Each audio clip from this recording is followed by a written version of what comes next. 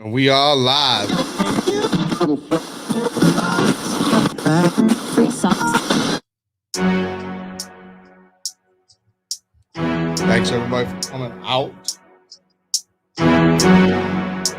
Checking out the PPV. Dozangs music.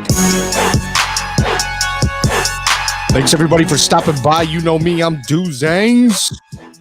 And we got joining us today in the arena once again, Prohfit.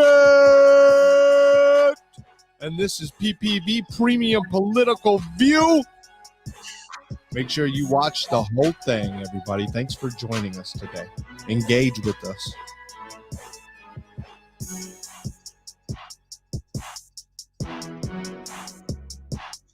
You like that little piece, Prohfit? Yeah. That Me Too. Hey, she was Me Too, Prohfit. Who is she? That's the founder of Me Too. Oh, okay. Comment and subscribe, and don't forget to ring that notification bell. Music. Like, comment, and subscribe, and don't forget to ring that notification bell.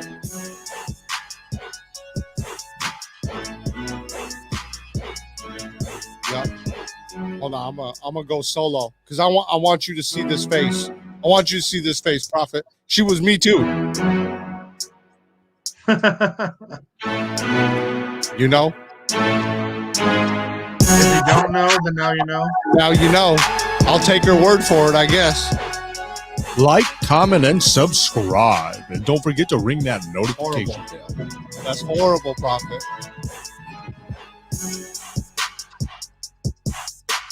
You're so funny, man. You're so... all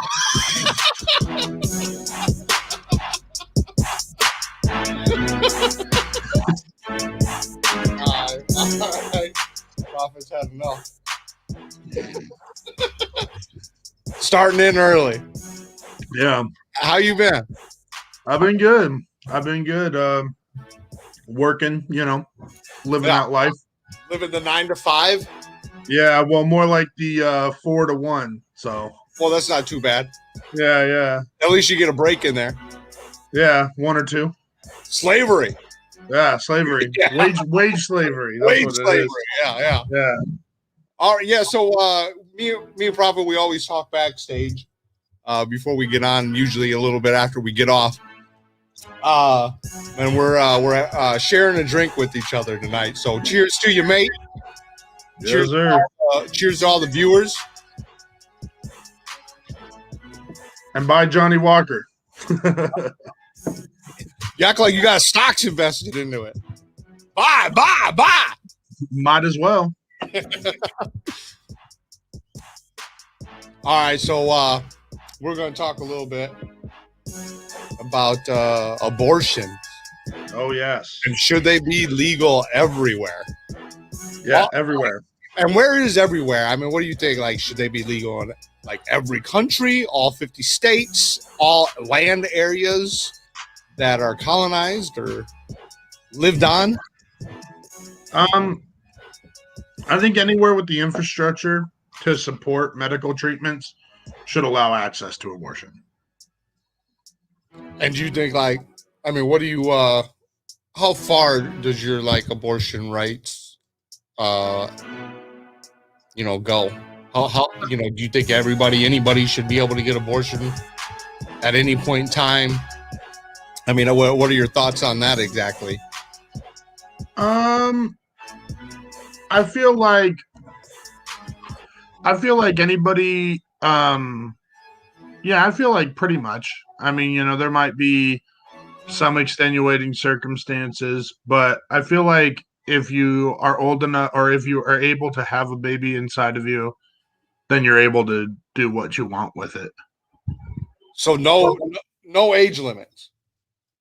I mean, you're just saying as long as they're able to be, I guess. Yeah, it's your choice. I mean, ultimately, it's your choice. Yeah. So how about terms? What do you think as far as terms go? Well, let's hold on. Let's just stop at the age thing, I guess. Well, let's bring it back even further, I guess. I'm getting way too far.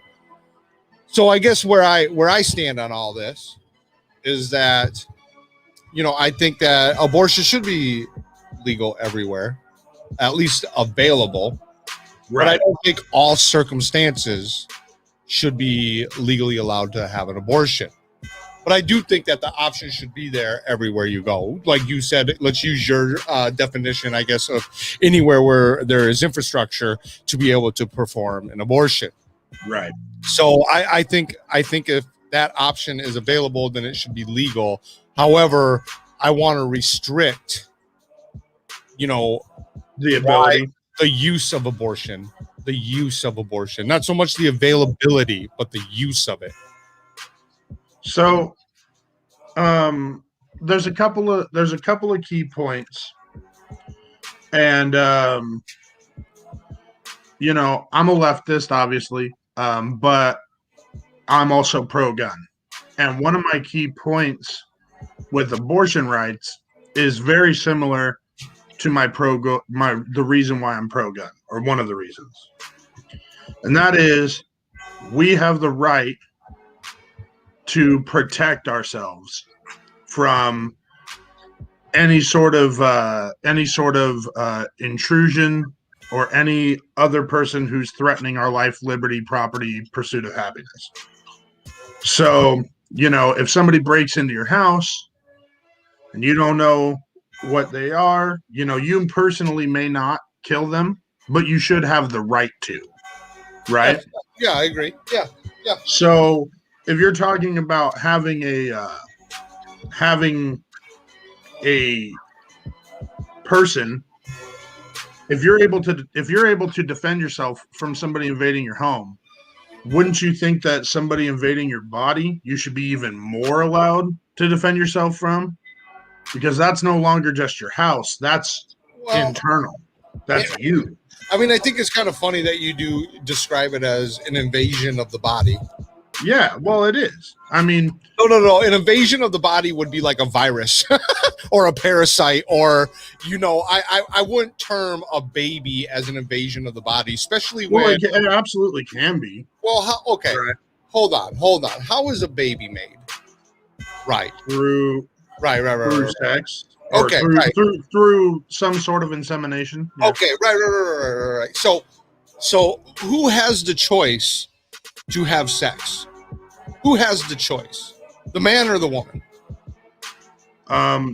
Normally both, not always. Well, okay, who controls sex? Who has the right to say yes or no? Both. No, it's the woman, because if the man says yes and she says no, you know what I'm saying. Right, but if the man says no and she says yes, then it's the same thing. Right? No, because if the man says no, it's no. Okay, but even if the woman says yes, the point is that she has the choice to say, she controls it. If she says no at any point in time, that's it.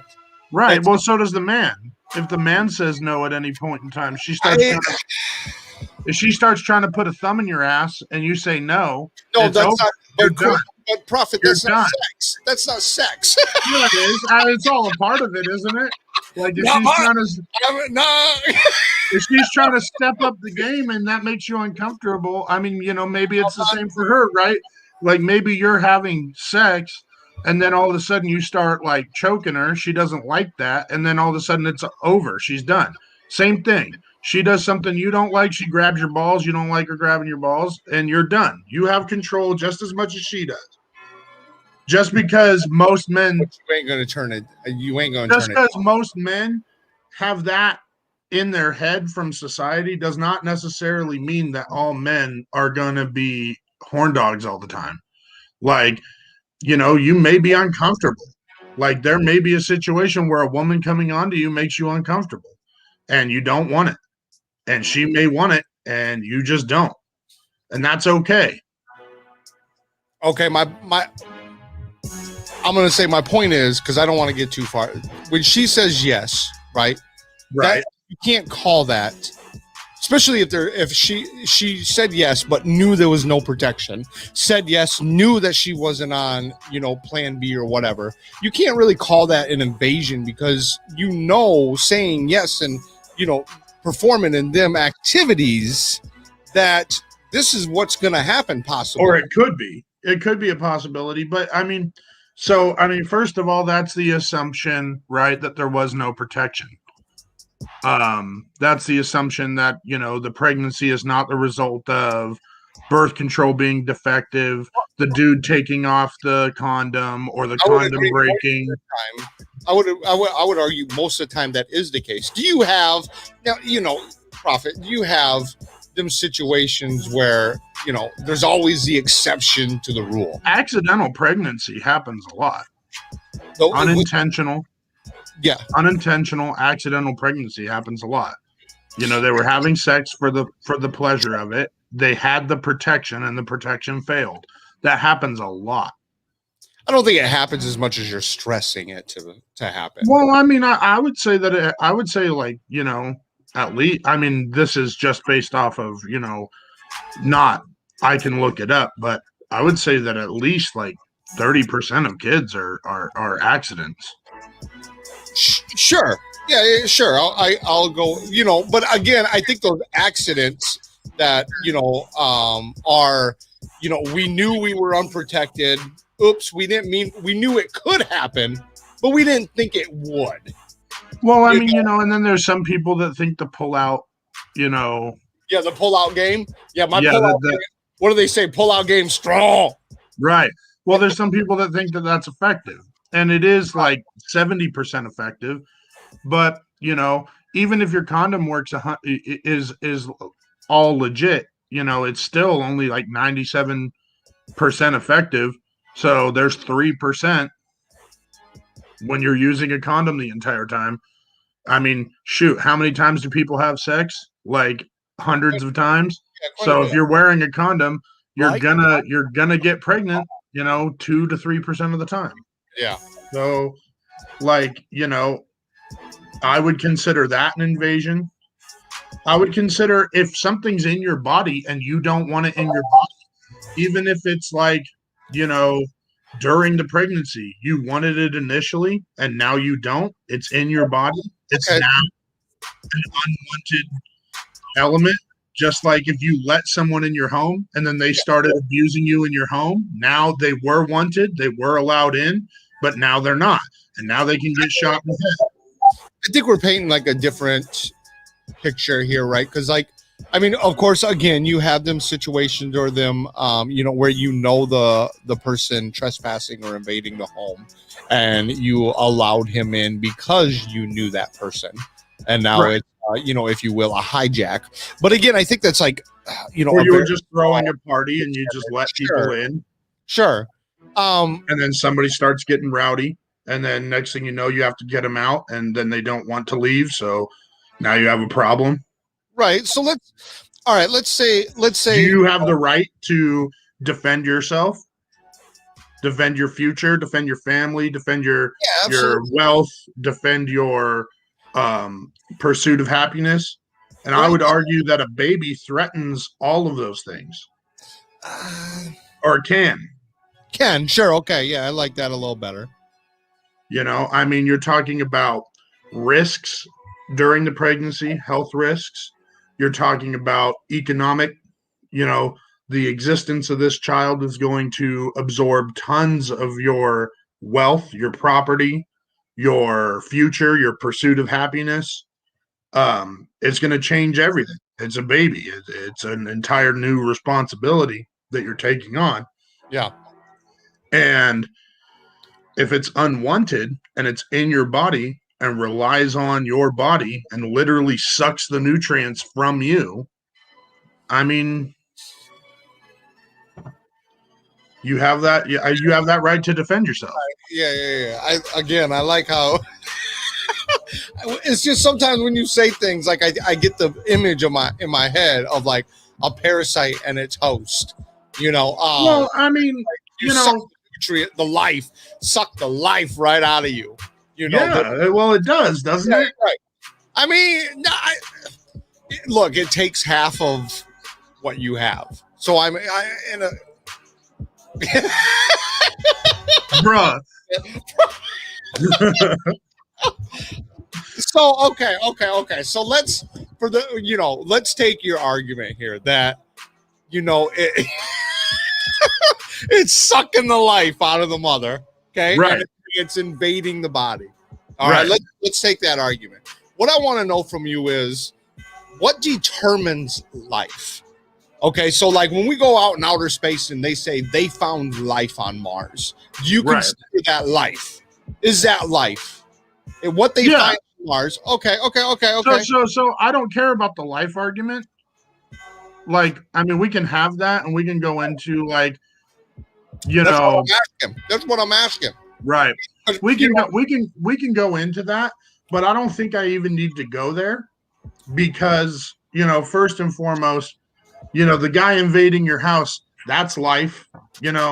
right. So you don't. He's a human being, not Sure, even right. just life. He's a human being. Or he or she, whoever it is, Yeah. they invade Right. your home. They are an autonomous, self-sufficient in some ways. They're obviously breaking into your home, so maybe not self-sufficient in some Right. ways, but Right. they are autonomous beings. They are human, and I believe you have every right to kill them if they're in your home, or And if they're invading your car, so or if they're assaulting you, or they're threatening you in a type of way. Like, I think you have that right. So, the life argument, I don't even need to go there because we're just there. We're there at the defense argument. okay. So just so my point about as far as the life goes, I think that it is life, and I like to say that if you are against capital punishment, or if you are against murder, this would fall under one of them things. But I see how you're saying that it is a justifiable murder because it is invading your body as a parasite would to a host. I don't agree with that look or that perspective. I don't agree with that perspective. But I do feel like it is life, and you are taking life. So let's define life just so we have definition. That's kind of what I was asking too. Yeah. Yeah, I just pulled it up. Right. So Merriam-Webster. I don't know if we trust Miriam. Sounds like a woman, but a Jewish woman at that. Oh yeah, exactly. All right. Yeah. Just so anybody who's watching knows, this is like an inside joke at this point. Right. So definition of life: the quality that distinguishes. No, I don't want to subscribe. Thank you. The quality that distinguishes a vital and functional being from a dead body. A principle or force that is considered to underlie the distinctive quality of animate beings. I've got to be careful saying this word. Organismic state characterized by capacity for metabolism, growth, reaction to stimuli, and reproduction. So, essentially, if the being is able to metabolize, grow, react to stimuli, and reproduce, then it's a living organism. Okay. So there are certain points of, after conception where those things don't necessarily apply. But, I think they all apply except for the last one. As far as when it's in the womb. Yeah, no, I mean, at different parts, certainly most of those things can apply. Yeah, through stages of development. Yeah, during the process. So that's when you get into people, arguing over what trimester and things like that. Sure. But I mean, the cells when it first happens, don't respond to stimuli. They don't reproduce. You may They may or may not metabolize. I mean that yeah, possibly. But that gets really, really complex when you start talking about it from a scientific perspective as to what qualifies as life and at what point is it a living being. Well, I mean, Um, Prophet, you personally, that's why I was asking about the Mars situation. When NASA or the scientific community comes back to Earth and they're in their podium, suit and tie, and they say, "We have found life on Mars." What do you think it's life? I mean, it depends. It depends if it fits the definition I just read. Well, Prophet, this is the scientific community now. I mean, these are the biggest scientific people Right. with NASA. But They're right. So if they're telling me yes, that this thing that they found fits the criteria of the definition of life, then yeah, and I would assume that that's what the criteria they would be seeking to meet. So I would trust them. But if it was proven to me that what they discovered was evidence of life but not life, by showing me that it doesn't meet the criteria of life, then I would change my mind. But I would trust them. It would just have to meet the definition of life, which I just read. right. So why? I mean, I guess if you would consider, do you consider a fetus life? Yeah, at a certain point, definitely at a certain point. Do I consider it life at conception? No, not really. But do I consider a fetus at a certain point life? Yes. See, I Do I guess consider it a human? That's an even that goes even further, right? Because now you're saying it's a human being. It has that identity. Does, a fetus in the womb have an identity as a human being? I would argue no, and I would argue that it does once it's left the womb. But even if you want to give it that right as a human being, which would be even further of a statement than just a life argument, um, then I would still say that even if it is a full human being, I have the defense right, the right to my own bodily autonomy, and the right to cut someone off if like I wake up and they're attached to me, and the only way they can live is by me feeding them my blood on a constant loop. I have the right to pull that.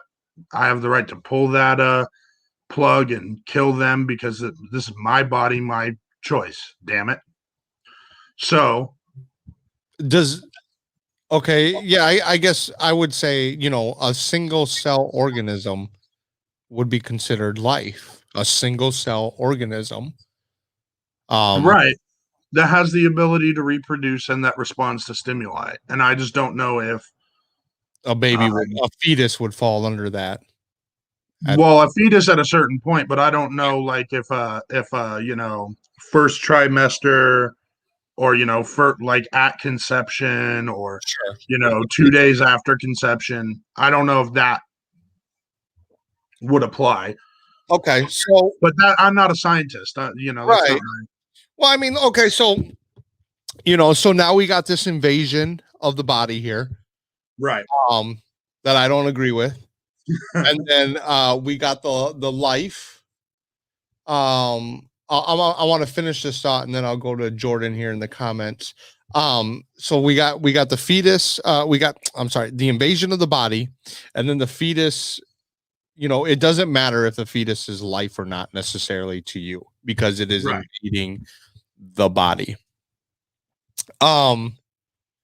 So your next point, which I don't agree with either, as far as the life, I think it is important.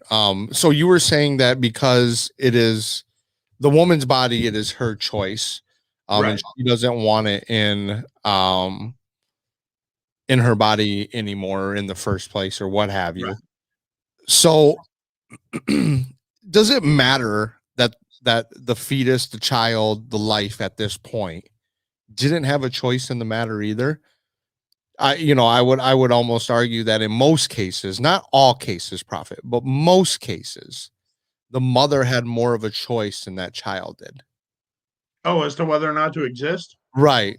In not Sure. all cases, but most cases. Yeah. I mean, sure. Okay, so that could be a fair argument.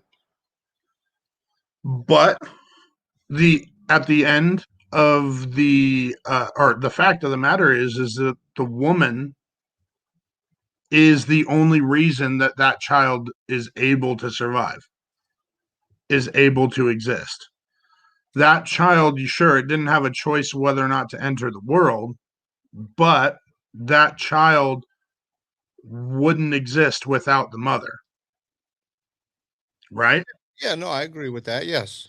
So, if you could remove, like, if you could remove the child and keep the child alive without the mother, then you have a different argument as to whether that should be an alternative to abortion. And I don't know exactly where I stand on that.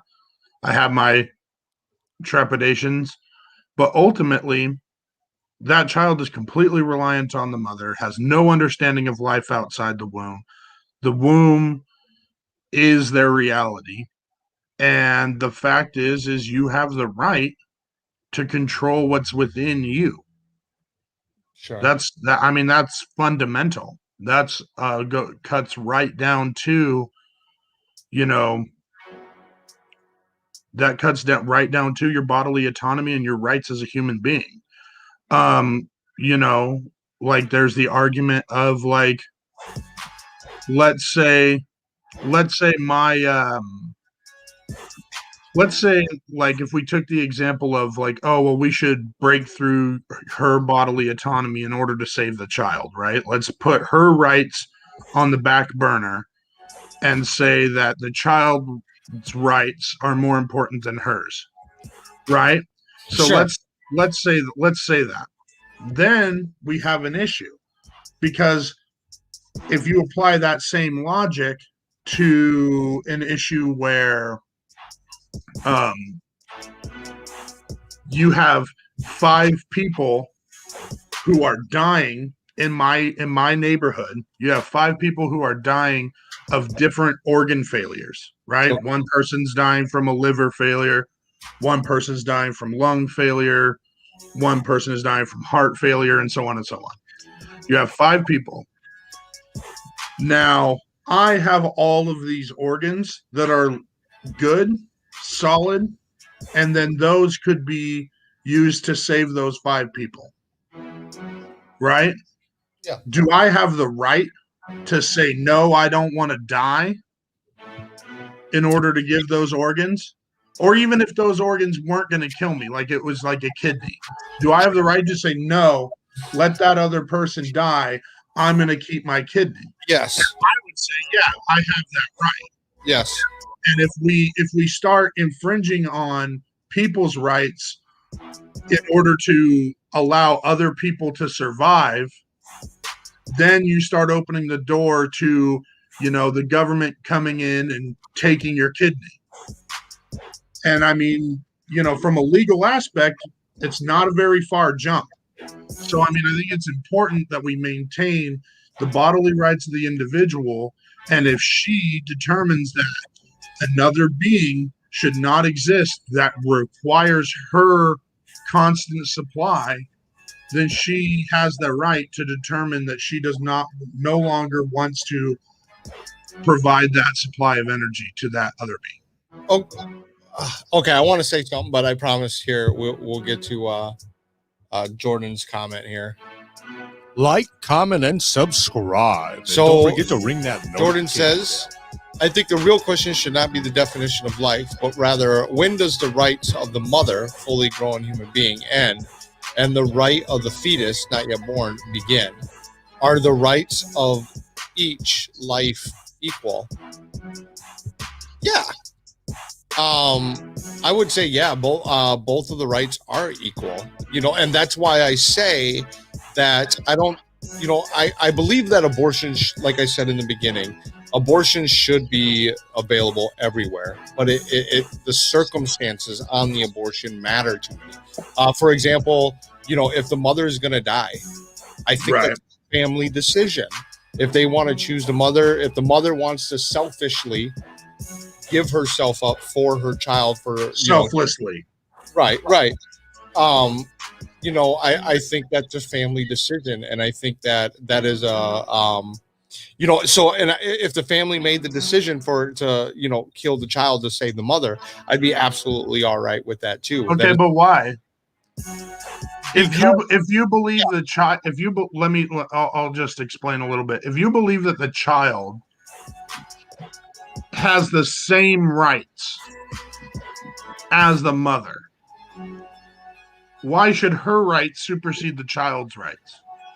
So again, we're a family thing here, and this is just explanation that I'm giving is not a blanket explanation. This explanation, right? Well, I mean, I'm just okay. Well, we can make it about a particular person. Let's say Monica, is pregnant. So the reason I think it's okay at that point, right, is because you sort of choose what's better for you. Right. If they think that, look, we can try for another one, for example, right? We can try for another one. This one's going to kill us or me or, the husband. I don't think I can live without you, what have you, and they decide to try for another one and give this one up. Right. They know what's more important for them, and they know what they're able to handle. Well, I would argue that it's the same without her having to die. The circumstances are different, though, I think, aren't they? Because you're talking about life and death with, you could lose both of them or save one. Right. Okay, so there's that, or you could save one or the other. But I mean, there's a lot of factors that could get close to that. Absolutely. Right? That's why I said this is not a blanketed explanation for all circumstances. Right. Well, so let's suss it out. Let's go down this road a little bit and see if we can, figure it out.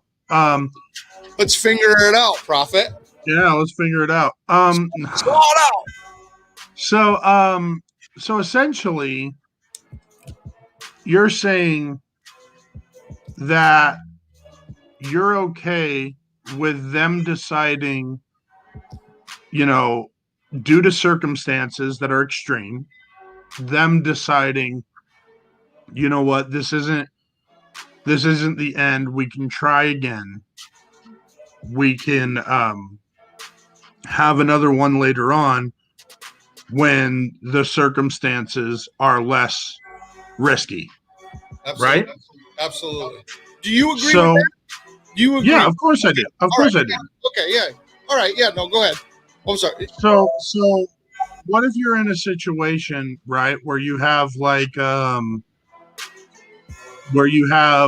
child whose parents have completely convinced them that if she has, non-marital sex, she will 100% be killed by the parents, right? Let's take like an extreme example. Yeah.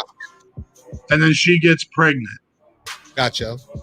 And so this is a choice, like, okay, it's the kid or me. I get rid of the kid and I don't tell anybody, or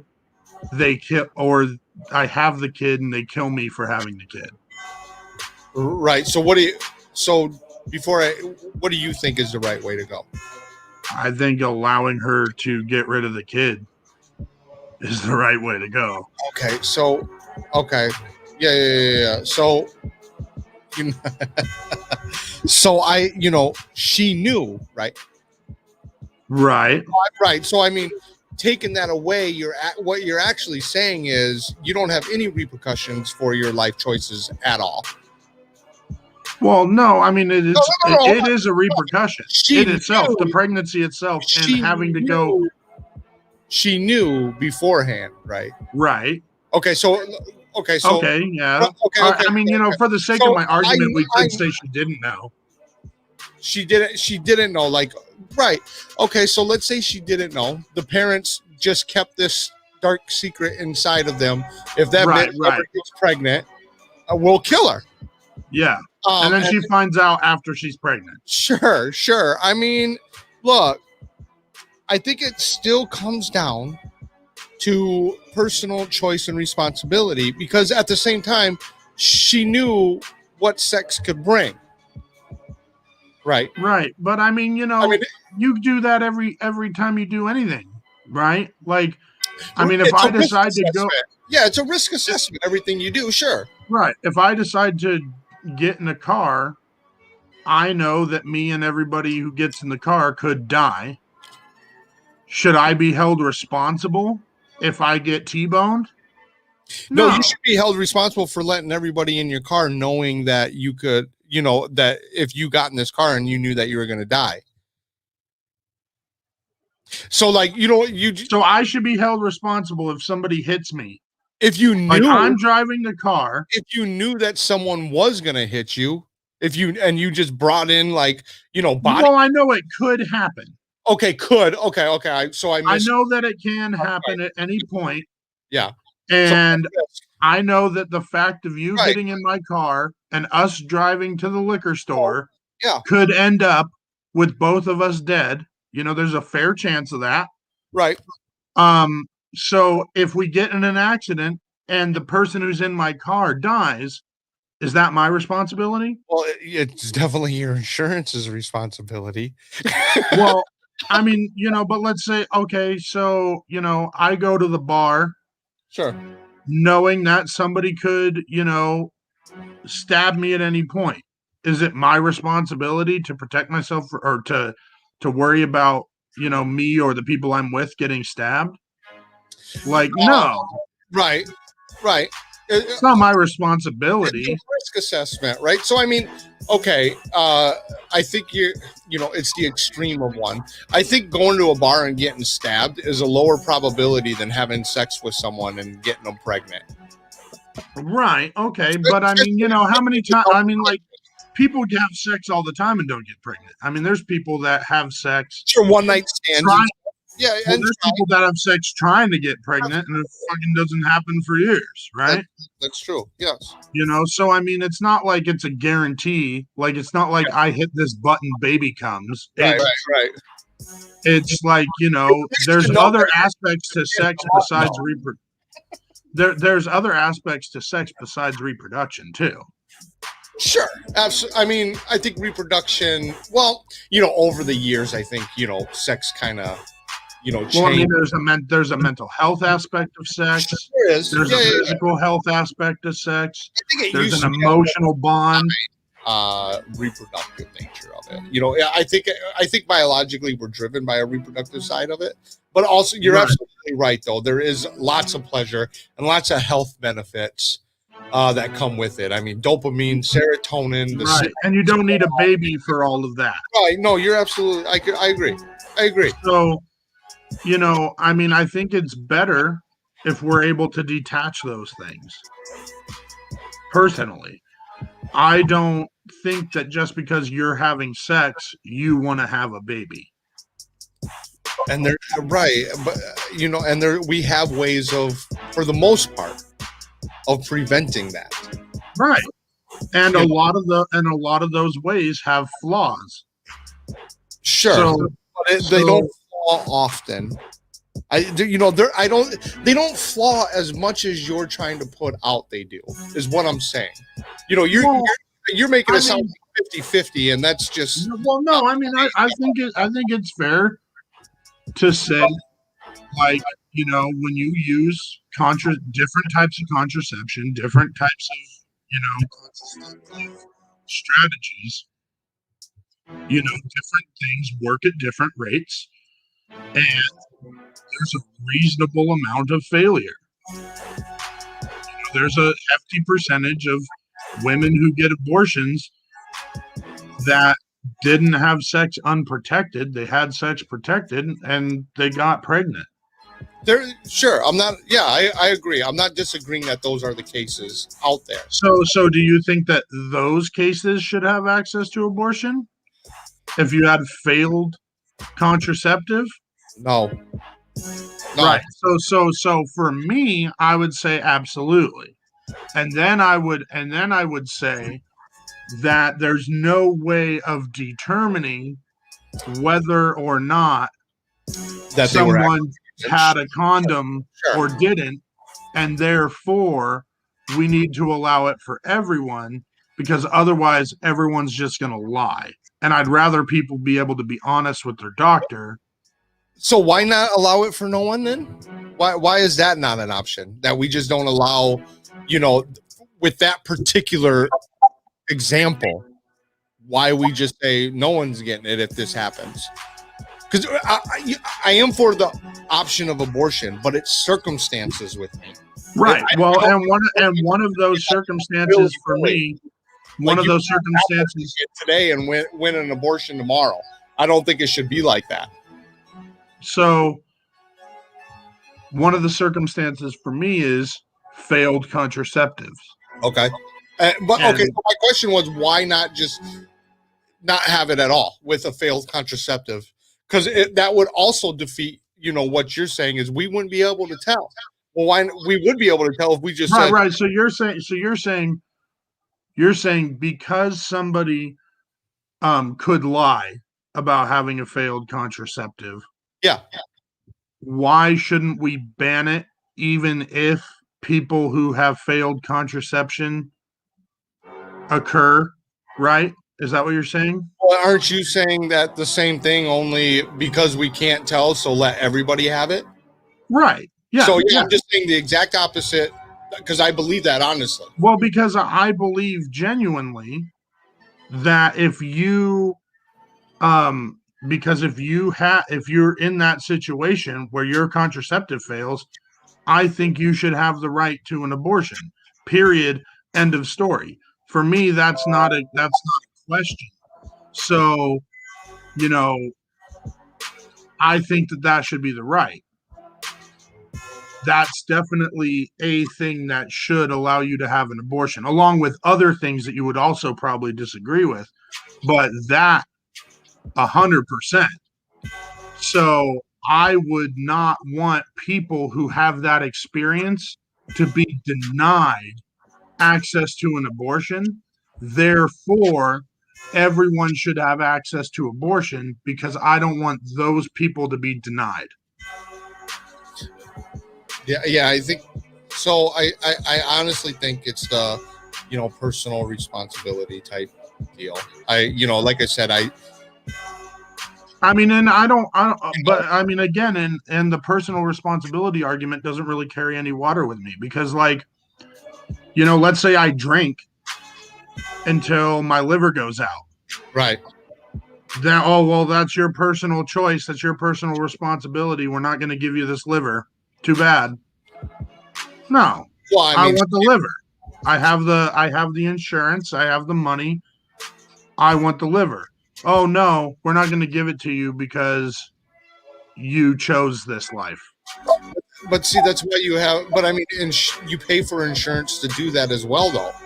So you made the personal responsibility to cover. Right. Well, you pay for insurance to cover your abortion.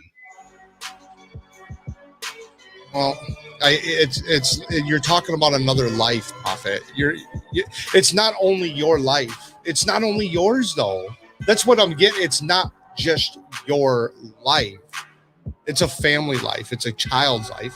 I know you say that you don't care whether it's life or not, which I kind of wanted to come back to that and ask you. So, a baby comes out, or baby comes out here, right? And now it's a human. Now it has its own rights and identity. Right. So baby comes out. Is it? Do you kill it? Because now let's say baby is like a month away, and you just decide this is too much invasion.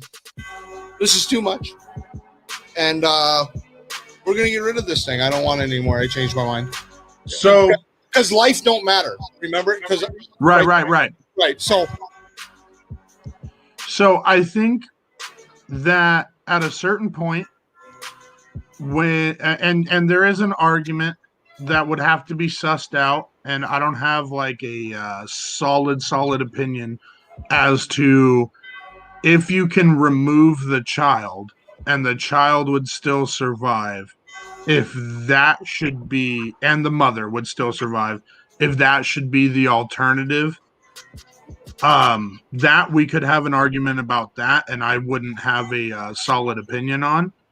So, like, let's say it's a month away, and we could determine, hey, it would just be a premature baby if we did a C-section rather than kill it. We could have that discussion. But ultimately, but it's still abortion. I mean, I think it falls right in the line with what we're talking about. It's still abortion if you kill it, right? I mean, if it's a month out, that's still be classified as an abortion. So I think that conversation goes right along with. Well, I'm just saying. So what I'm saying is, if you have an alternative where the baby's actually not 100% reliant on the mother and could be sustained outside of the womb, sure, then you have a better argument to say that we should try that first before we do an abortion, so long as the mother's life isn't at risk. I think you have a better argument there.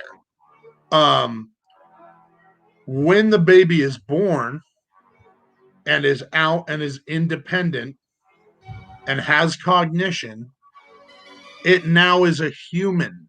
It now has rights. It's now a citizen. So once it's been born.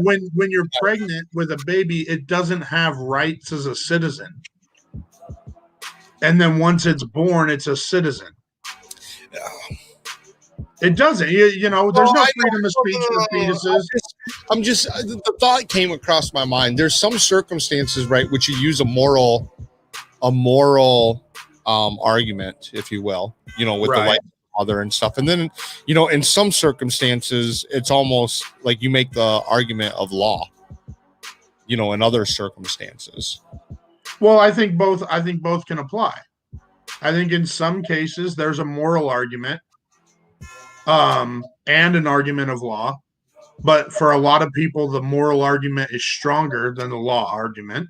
Well, right, because emotion overrides. Right. So in the case of like the mother being at risk, in the case of finding out would ruin the lives of people, or like let's say there was a drunken night that she didn't intend to do, but she didn't say no, so it wasn't technically rape, but it also really wasn't like she didn't want to do it. So this girl, it was rape. This Me Too. So this Me Too girl, it was probably rape.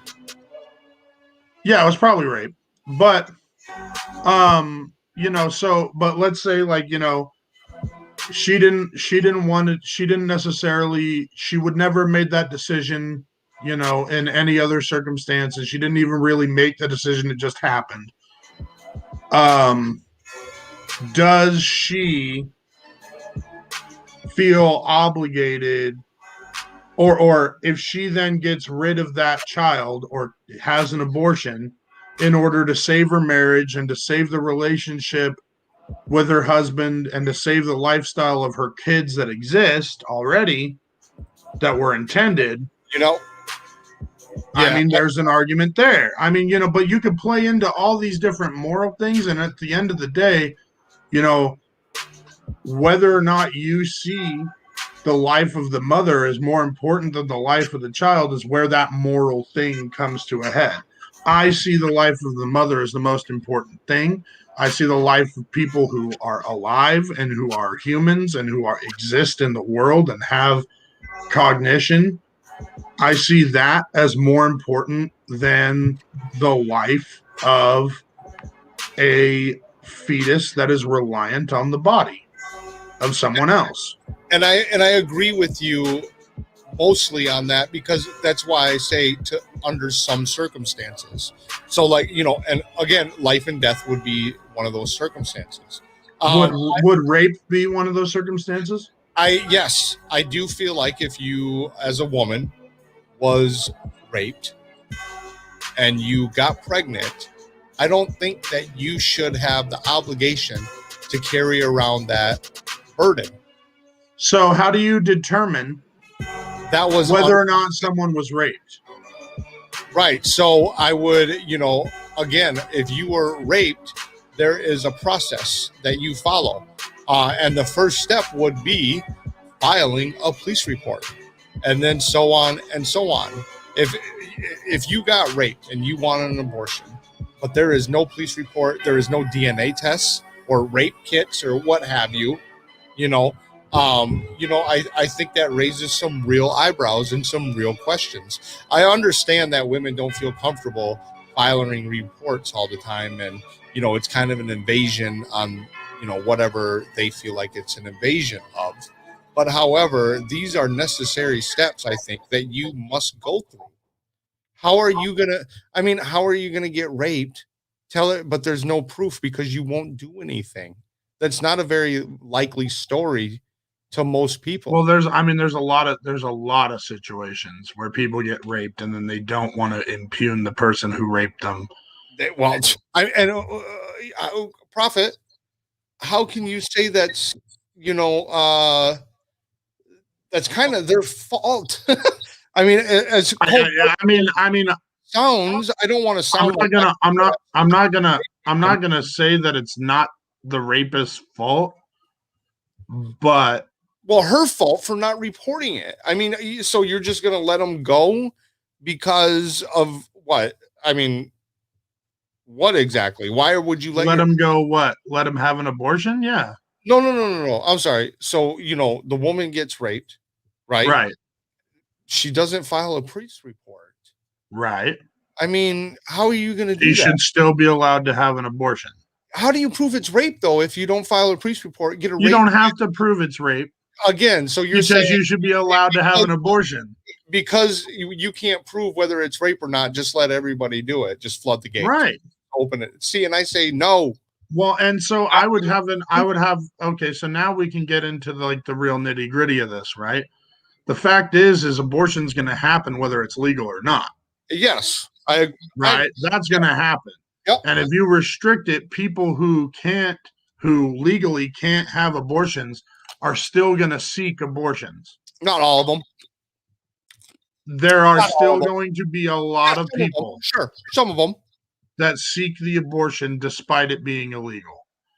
If they're at the point where they feel like they need to kill the thing that's inside their body, the law ain't going to stop them. Yeah, I just don't think that's everybody, though. I think. You might stop, what, 10, 20, 30%, 40%, but it's not going to stop a lot of it. It's still going to happen. And then it's going to happen in situations where there's even more risk to the mother. In situations. Sure. And so, then what's the counter argument? Oh, they deserve it? No, I wouldn't say they deserve it. I mean, they deserve to have to go to a back alley doctor that then just pours bleach into their vaginas and destroys them. No, I don't think so. That must be Trump's doctor, right? Yeah. I wish they would have done that to his ass. But anyway, that's another topic. Yeah. They go to a backdoor doctor, right. What is it? Underground, black market, I guess. Yeah. The black market. Right. Yeah. Or they try to do it themselves. Yeah, right. The coat hanger abortion. I mean, there's a reason. Right. Or people punching themselves in the stomach. Sure. Yeah. There's some really fucked up, and when people feel like they have no other option. Yeah. Especially young girls. That's kind of psycho to me, though, to be honest with you. I mean, just picture it, right? No, come on. Just picture it. You come into an apartment hallway and you just see this woman hammering her belly, just laying haymakers, Prohfit. I mean, just the rights and the left, just whoa. Yeah. That wouldn't look fucking psycho to you? You wouldn't be like, what the fuck? Well, I would be concerned. I mean, like, what? I would be concerned. You wouldn't double take? You wouldn't I like would be concerned. Well, yeah, of course. Well, I mean, and if somebody was using a hanger on themselves, I would be concerned. I mean, I'm concerned when some. No, I don't think it's. I don't think it's crazy. I don't think it's crazy. I mean, think about it. Like, there's circumstances where you would hit yourself, right? I guarantee you. I guarantee you, if there were circumstances. I haven't ran into a situation yet. Well, you should be thankful that you haven't. I guarantee you, like, if your boy was being chased by somebody, like, let's say the cops, for a reason that you didn't necessarily agree with, the cops should be chasing him, and then you didn't want to be impugned for letting that dude get away, I'd punch myself in the face. I'd say, boom, I got a shiner. He hit me and ran. Yeah. I'd let him go. I'd be okay with that, and I wouldn't consider that crazy. I'd say that's a reasoned, logical action. There may be better actions, but it's not a crazy. I'm not doing it for no reason. I'm not doing it because the voices are telling me. I'm doing it because I thought about it. Right? So I mean, it's an intense act. I would be concerned, but I would ask her, "Hey, why are you doing that?" Right. And then she would be like, "Oh, I'm pregnant, and my abusive husband can't find out, and Okay. So let's say that's not crazy anymore. At first, it seemed crazy, right, but then it's not. So what if the abusive husband finds out? Let's travel down this road of just and he kicks the shit out of her till she dies, her or the baby, or both.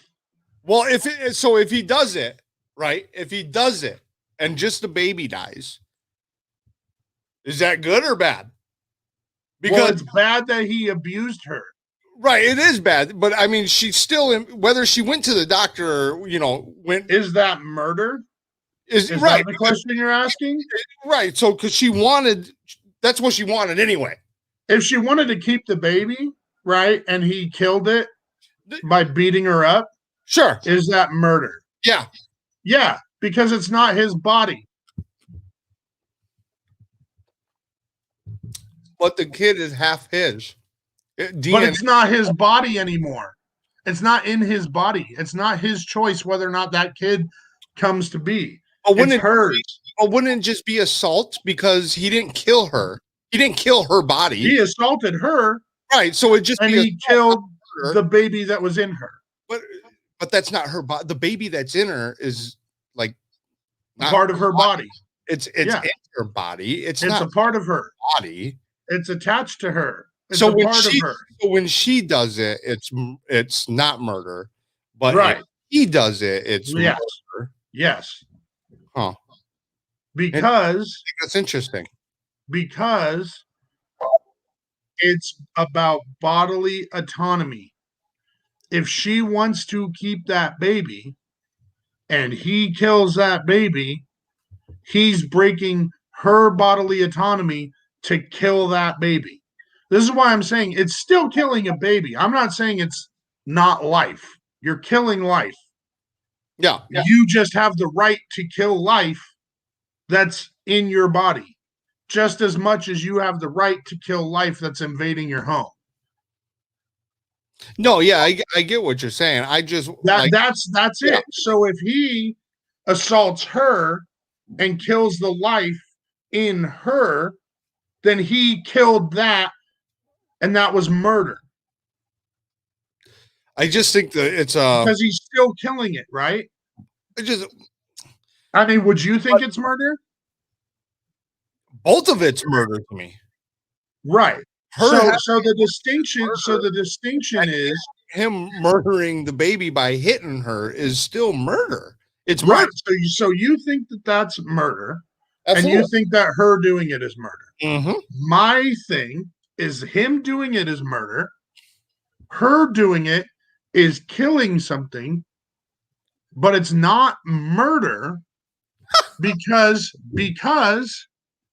the thing relies on her body.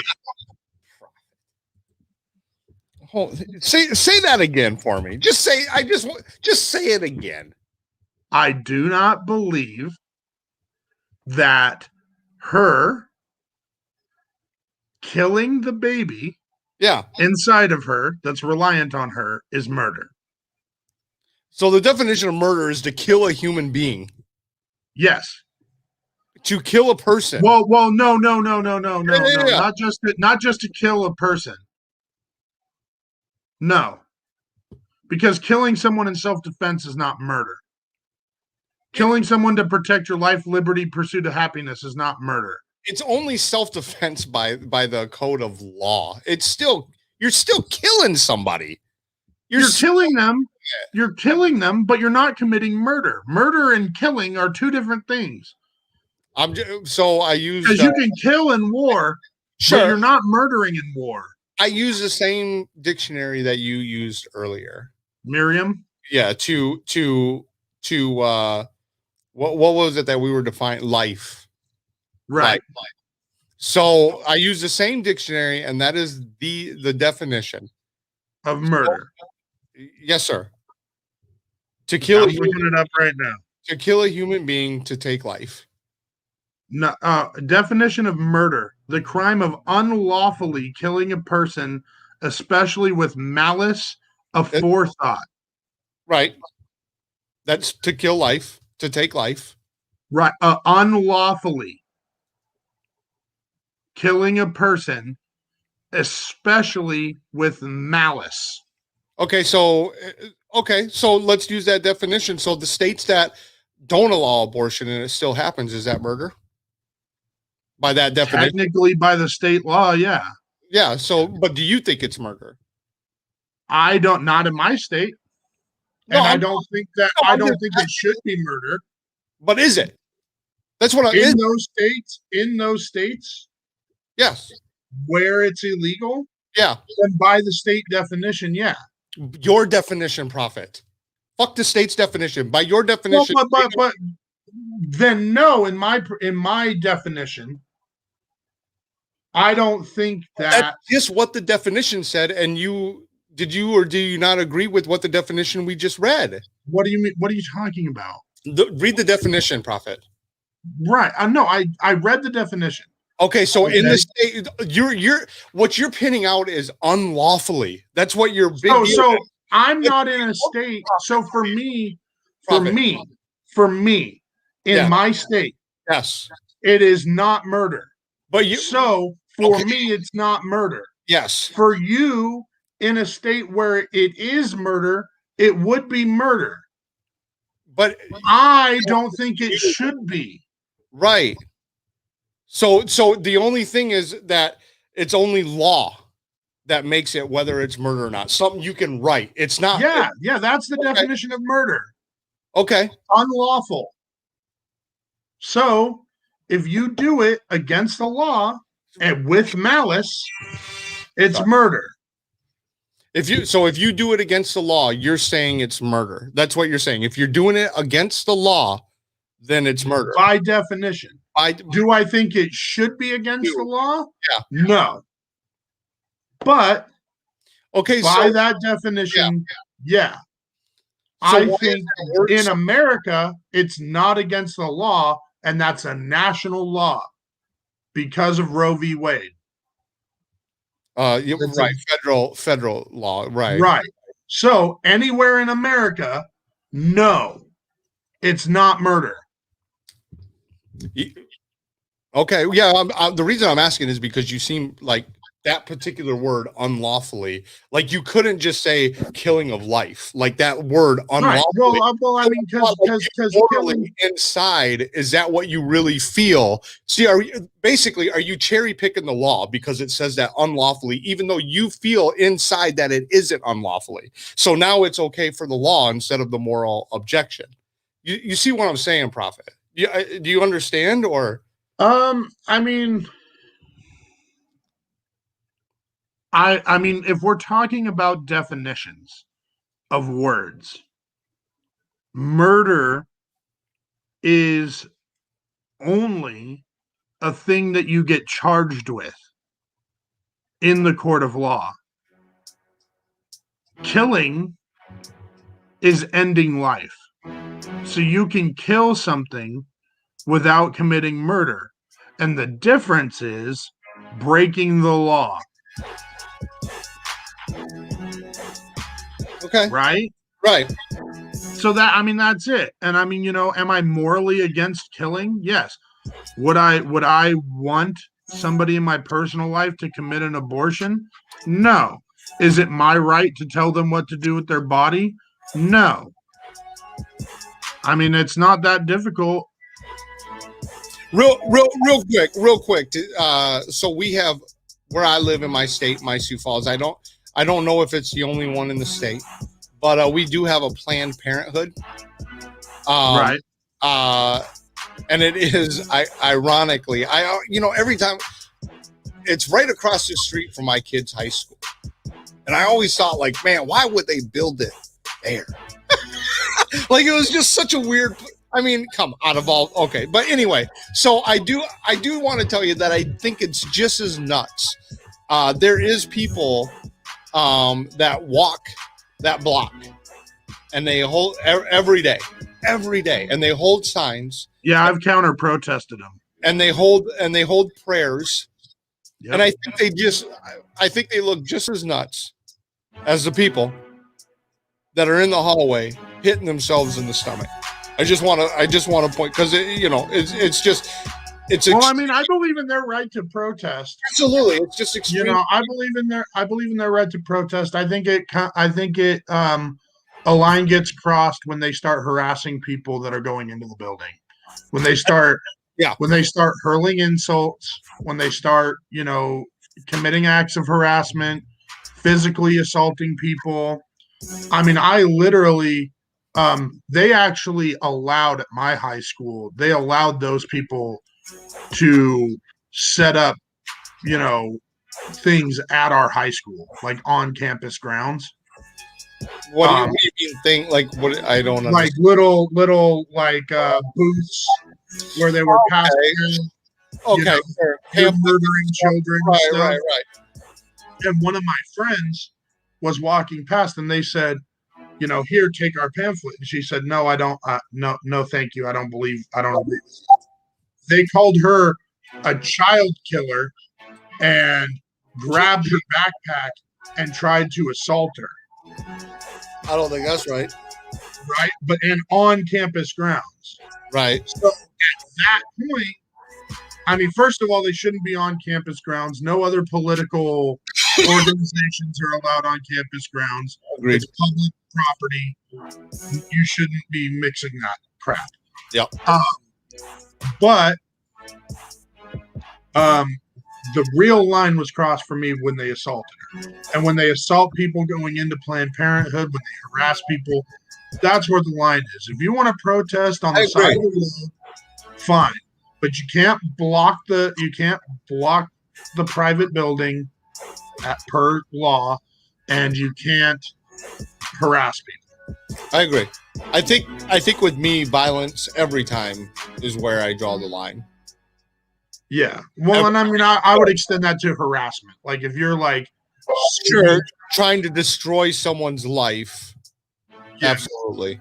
Yeah, I agree. If you're screaming baby murder, that's crossing the line. Yeah. So I've counter protested these people. And, I think that's legitimate. I think both are legitimate. Like, if I thought of it the way that you guys do, I would be out in the street. If I thought it was murder. Right. Just the opposite. You'd be active, an activist just on the other side.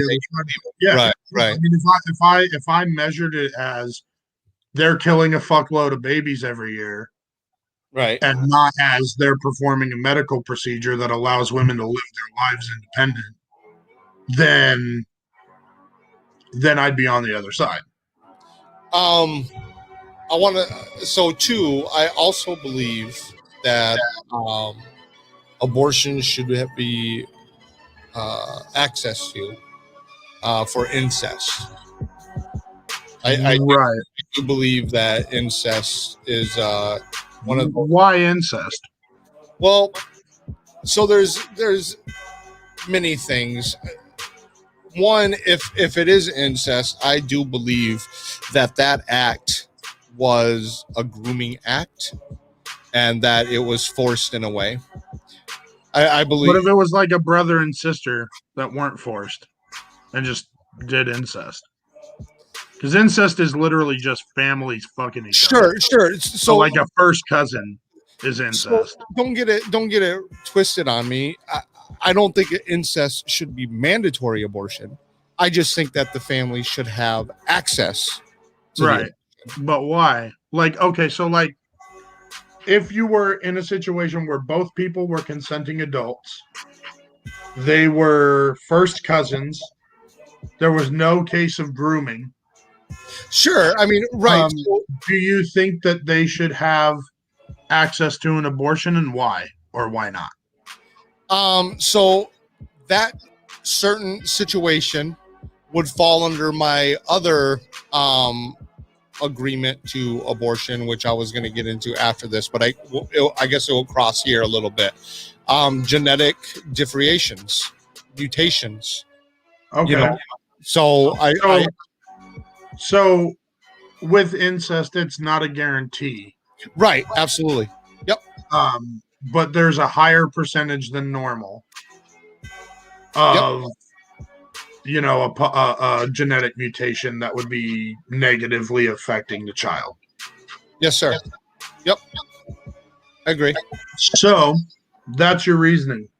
So would you extend that to any circumstance that increases your likelihood of having a mutation or a genetic defect? Yep. I would. If there was lead in the water. Yes. If they're like for Flint, for example. Yes. Anybody in Flint would be allowed to have an abortion. If they got tests done and they seen and they could predict that there was lead. If there was a genetic mutation that was going to make their baby different, special. Right. I feel like every woman, I don't care if it's incest or not, I don't care if it's rape or not, I don't care any of that. If they take a test and they are able to determine with, a insert percentage positivity here that their child is going to be born special, I think every woman should have that option to have an abortion in that case. Absolutely. Right. Absolutely. So you heard it here, folks. In Dozangs world, right? If you decide that you need an abortion, don't use a coat hanger. Instead, drink a bunch of lead, and then go to the doctor and say, "Hey, I have high lead content, and there's a high risk of the child dying." I mean, that's a better option than trying to go to bleach it out. Comment and subscribe, and don't forget. I mean, look, if they're that desperate, yeah. Well, I'm not advocating that at all. I mean, that's right. Not, well, I mean, I'm just saying, that's an out. That's an option. Sure. People, now, again, if that happens, I think a little and maybe radicalism or an extremist. I don't think any normal. It might be somebody who's exceptionally desperate. Sure, and right, Prohfit. I'm not excluding. I've always said there's exceptions to the rule, and there is a small percentage of people that absolutely will do what you say could happen. Well, I mean, before I'm not saying before Roe v. Wade, Roe v. Wade, there was a lot of people that were permanently injured and or died through attempting abortions without having a doctor to do it legitimately. Like there was a lot. There was a considerable amount. Let me look it up. Yeah, all right. Yeah. But yeah. He's all, you heard it here. Yeah. In Dozangs world, drink lead if you need to get an abortion. Not a lot, just enough. Just enough to get it. Yeah. Just enough to say, okay, I had lead poisoning. This I'm baby's here for going to my be abortion. retarded. Right. Yeah. Look me up, Doc. Yeah. There you go. Like, comment, and subscribe. And don't forget to ring that notification bell. Okay, so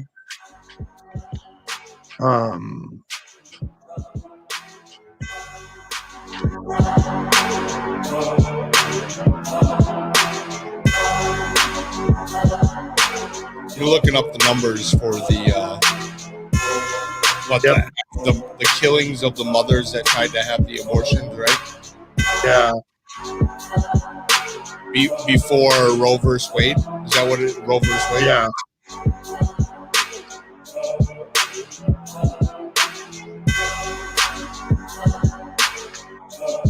Like, comment, and subscribe. And don't forget to ring that notification bell.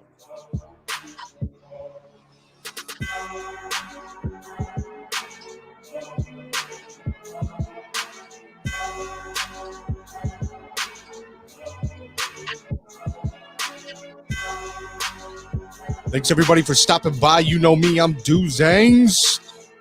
And we got joining us today in the arena once again, Prohfit. And this is PPV Premium Political View. Make sure you watch the whole thing, everybody. Thanks for joining us today. Engage with us. Comment, and subscribe. And don't forget to ring that notification bell. Okay. I got some info here. Okay. From the Guttmacher Institute. So I don't know if that, how you can background check that if you want. But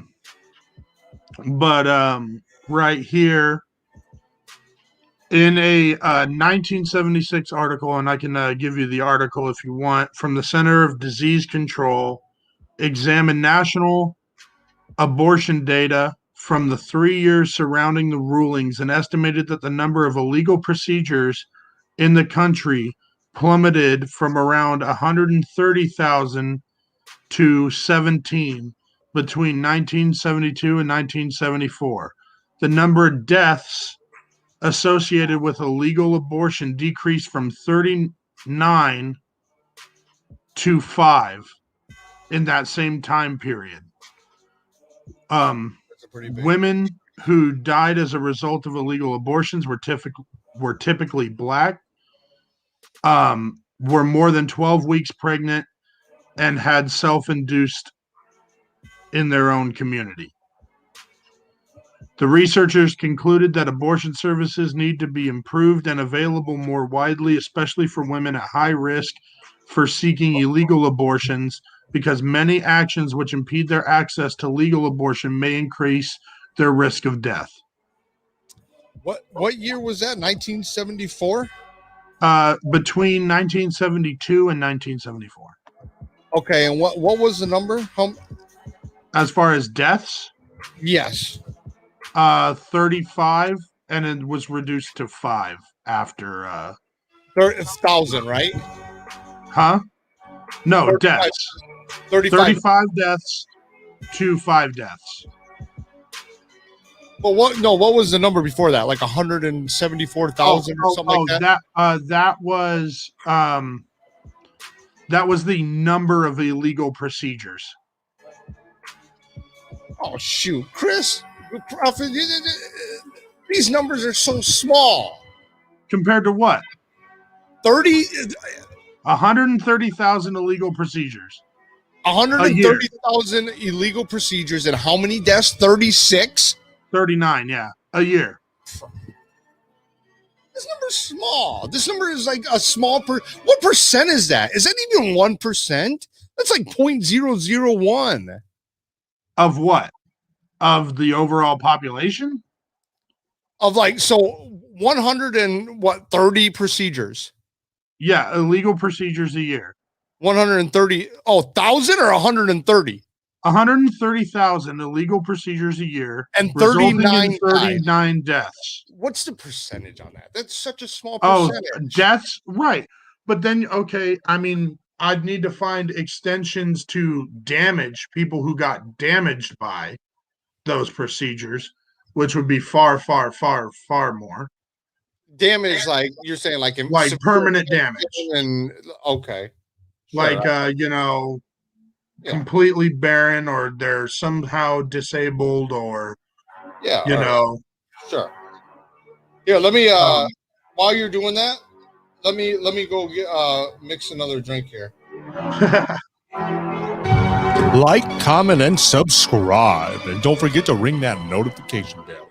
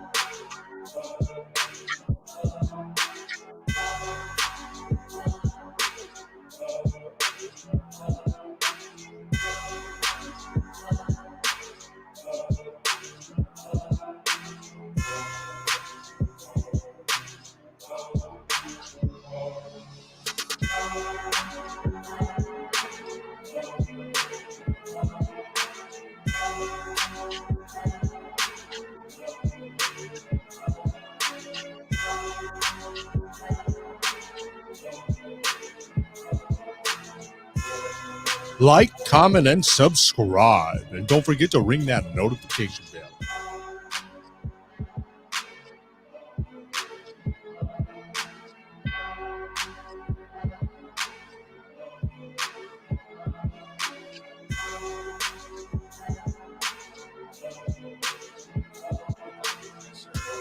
Did you find it, or?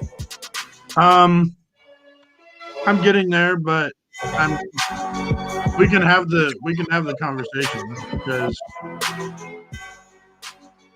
I just, it's exactly what I figured. It was such a small amount of people that were actually affected by this. I've kind of been as far as people dying. Well, I've kind of been saying this the whole night. That I think the percentage that you're stressing is more like lesser than as you're projecting. Well, I mean, 130,000 people getting a legal abortion a year is a fair amount of people in comparison to how many abortions are done legally. Well, I wanted to look up how many women were pregnant that same year in America. Because those are, I mean, I assume those are American numbers, or is that Western civilization numbers like Europe? Oh, no, that was Americans. Yeah. So I wondered, like, how many women were pregnant that year. Okay. I mean, we can look that up too. Just to kind of get a number, I mean, look, I would totally agree with you, Prohfit, if there was 260,000 pregnant women that year. Like, that's half of people, women getting a legal, you know what I'm saying? I think percentage-wise it matters, because then you have a idea on how big that problem really was. I mean, I don't really think it matters all that much, but. Well, I mean, to me it does, because I want to make a, hey, if you're able to change my mind, before I can make my opinions change based on facts.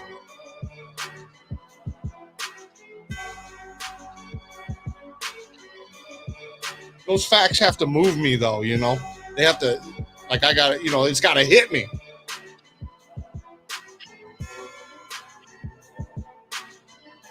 Like, comment, and subscribe. Oh my God, just give me the fucking numbers. Jesus Christ. Yeah, they want you to read the numbers are somewhere in the middle end. No,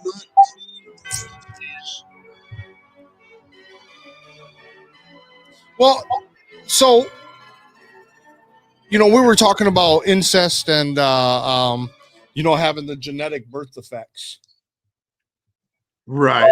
before all this, and I said, you made the joke about the lead. Did you have any more thought on that, or What, as far as like I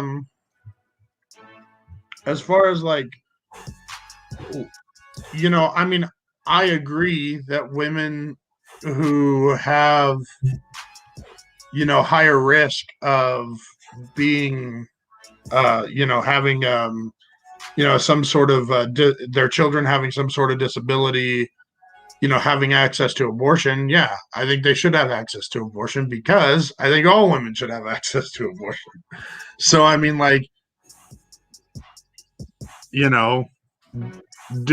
I prefer, like, you having that caveat than not having that caveat? Yeah. It'd be a better world if people who have that circumstance are able to get abortions, because I believe everyone should. Well, okay, so how about this? What if my law, if it was me and your laws, right, in the Congress, right, or whatever, and my law passed, would you be happy with some of the common ground in that law? I'm not saying absolutely no way, not abortions ever. Would that? I mean, I would never vote, because we are where we are now. Always vote your way, but would you be happy with some give on that? I mean, is it all or nothing with you? Is it all or nothing? Well, because I'm a utilitarian. I'm a utilitarian. So essentially, I'll take anything that improves life for people. I will take. So I mean, if we're gonna be in a draconian, system that tells people that they don't have control over their bodies, then I would want as many caveats as possible. I would be advocating for, those things that you said. I would like those things to be added. I would then be caveating for, people who have been suffered abuse from their parents having access to abortion. I would advocate for people who have suffered from abuse from their partners to have access to abortion. I would advocate for people with mental health disabilities to have access to abortion, because they're not going to be able to take care of their kids. I would advocate for as many of these things as possible, because ultimately I don't think that anybody should be restricted. So each thing would be a good thing. I'm going to say this about myself, and then I'm going to read you a fact and get your thoughts on it. Okay. So I think I'm a nice common ground, to be honest with you, as far as this discussion and debate goes, because I'm not one of those conservatives that think it's, no abort, like an extreme religious zia. You know what I mean? Like, right. I'm not. Zealot. Yeah. But so I give some common ground, because I do believe that there are areas where, it is going to be needed in certain circumstances. Now,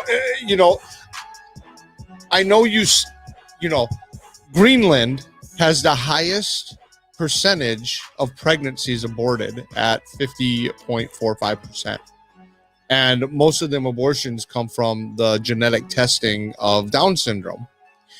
What I find interesting is that Greenland provides free contraceptives for its women. And many of those women still do not use it, which is why the high abortion rate. I just want to, because I know me and Prohfit, we have so many conversations backstage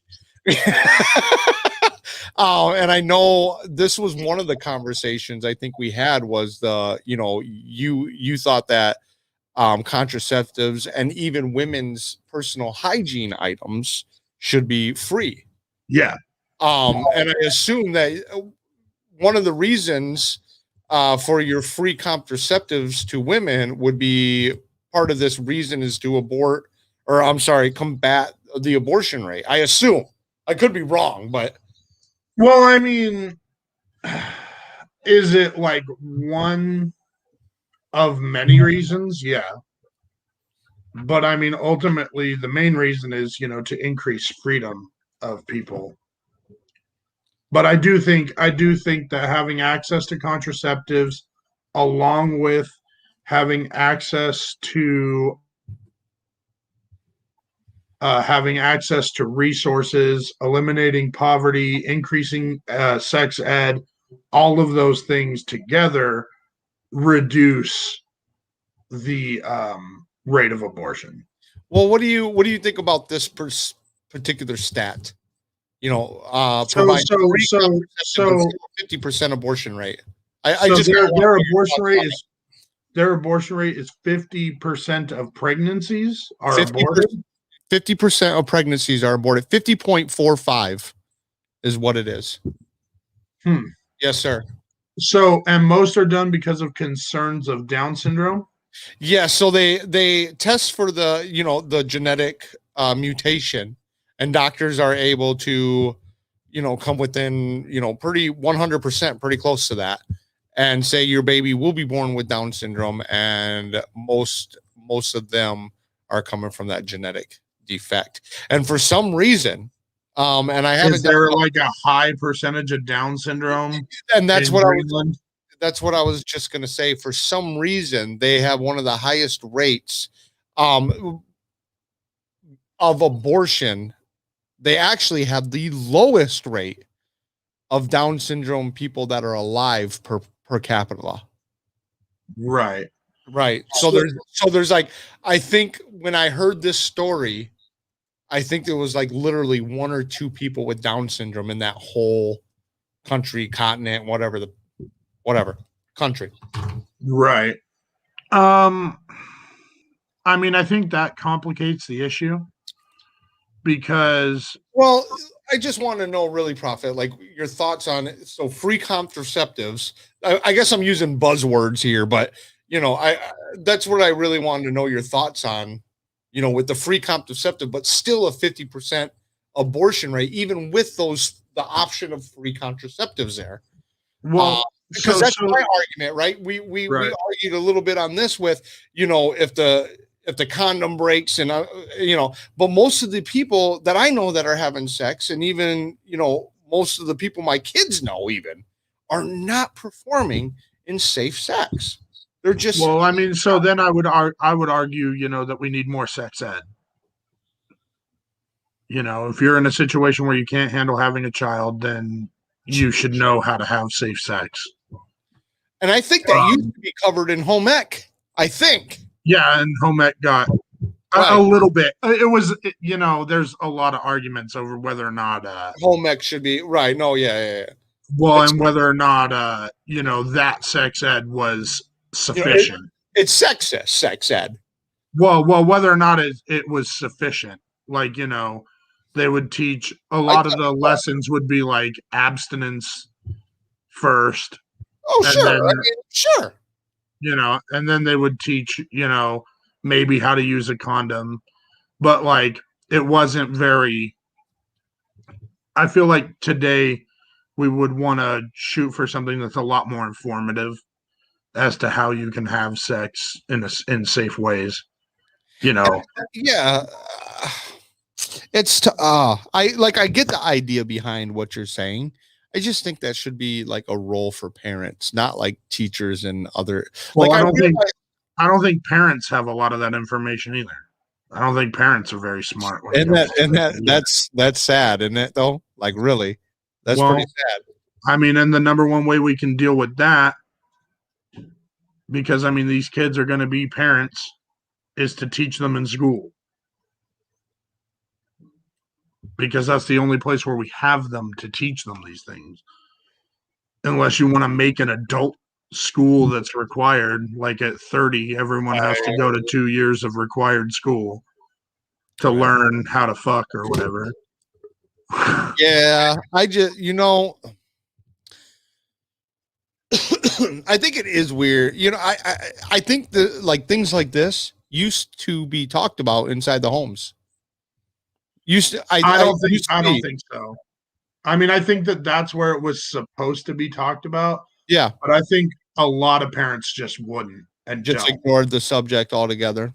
Oh yeah, and I mean, there was a lot of. I mean, even when I was a kid, there was a lot of kids that just didn't fucking know anything about themselves. Sure. Yeah. No self-exploration, no knowledge about what jizz is, or what sexual assault is, what any of that stuff is. So that is evidence to me that parents don't talk about it. Sure. Yeah. I think they should they? I mean, would it be a better world if parents were able to educate their kids? Yeah. I'd rather parents be able to educate their kids more so than the government. But the fact is they don't. And a lot of the parents aren't educated their own damn selves. So, the number one way of dealing with that, or the best way we have to deal with that on a policy level to reduce the amount of or the lack of knowledge, would be to educate them at least in high school on contraceptives. And then I would say educate them on what their body is and what abuse would be at a younger age.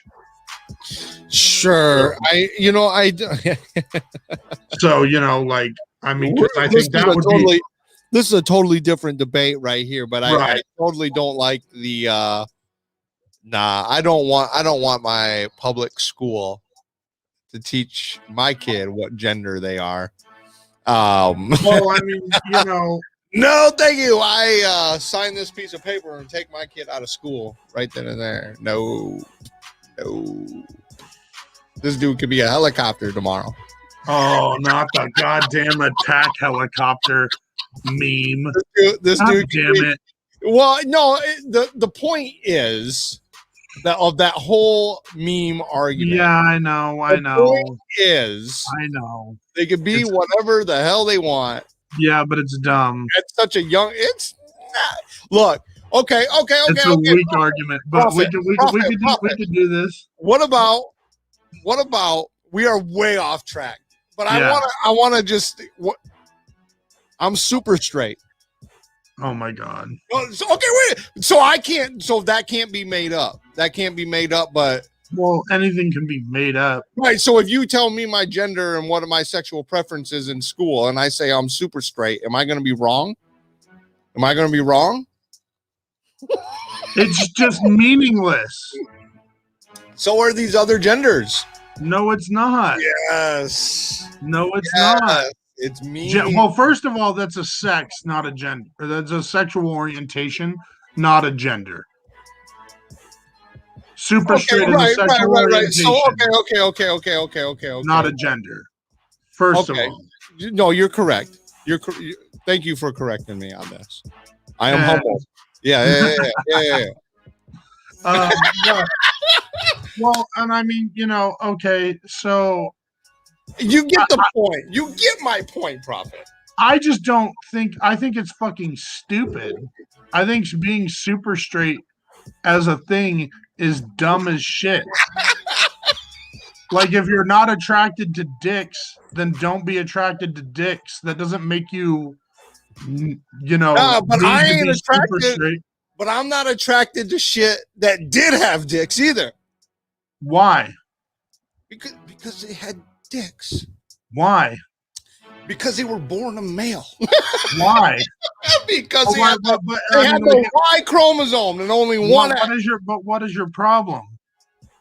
I'm not attracted to that. How do you know? What do you mean? How do I know? Have you like? I mean, there's I've transgenders never. that look like women that are very attractive. Yep, Well, I I'm sure. guarantee you.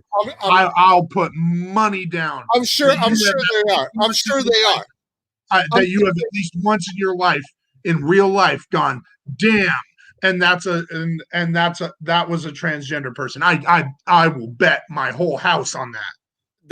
That I seen what I thought was a woman and said, And "Damn," we're attracted. and that was actually a tranny. Yeah, I'd love to A take down that transgender bet, person, but to be honest with you, it's 2021. I can't say that has or has not happened to me. Right. Say. So if you were attracted to somebody and you took them back and they had a vagina Yeah, it's and you deceitful. were all good. It's all about morals, principle, and it's deceitful. Right, but that's not attraction then. That's your morals. It goes against my morals. And in which case, I think your morals are bigoted. Oh my goodness. But it's Bigoted, not a I mean, be a bigot? yeah, maybe. I mean, that's not an orientation. Sure, you got me sweating over here. I'm a little bit uncomfortable with this conversation. I mean, well, I can't say that I've never said like, God damn, look at that ass, and it was actually a tranny, because I honestly don't know. And you don't. It's the kind of with me, we are way off topic here. Right, of course. But this is how we do. So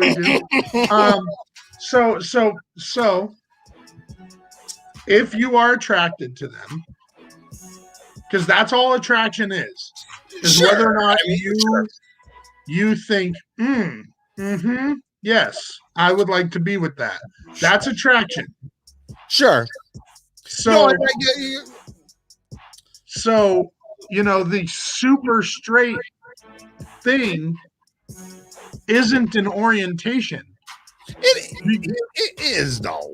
No. Okay, because you can have, I don't like if you can tell and you genuinely don't like the presentation of or the feel of an altered,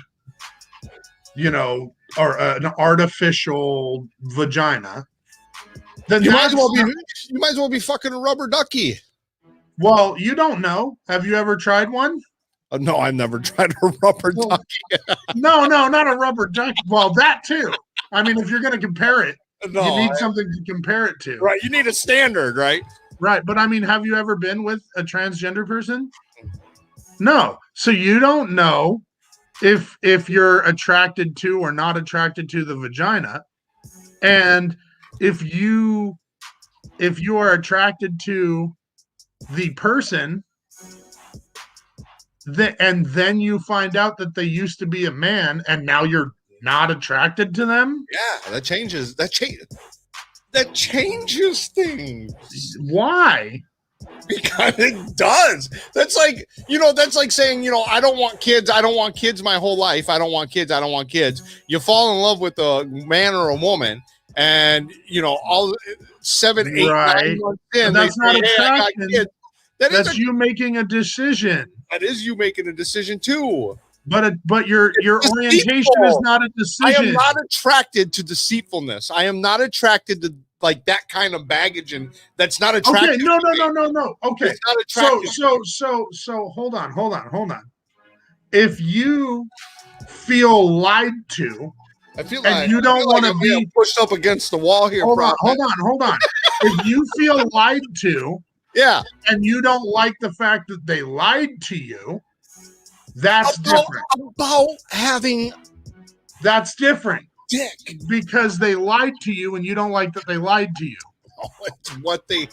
Oh my goodness. They had a dick profit. So what? Fuck profit. So what?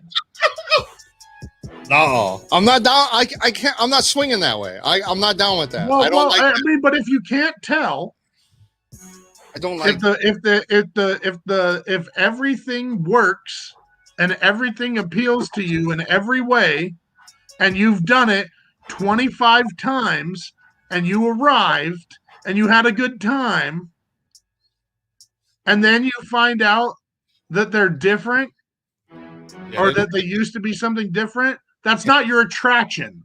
It changes. You obviously were attracted to them. It just changes so much.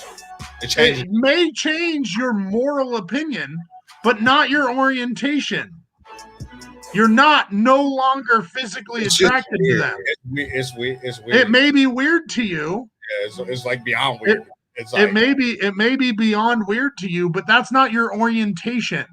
That's not your sexual orientation. I mean, it can be. Huh? No, it's not. It can be. If you were with them 25 times, man, I don't, man.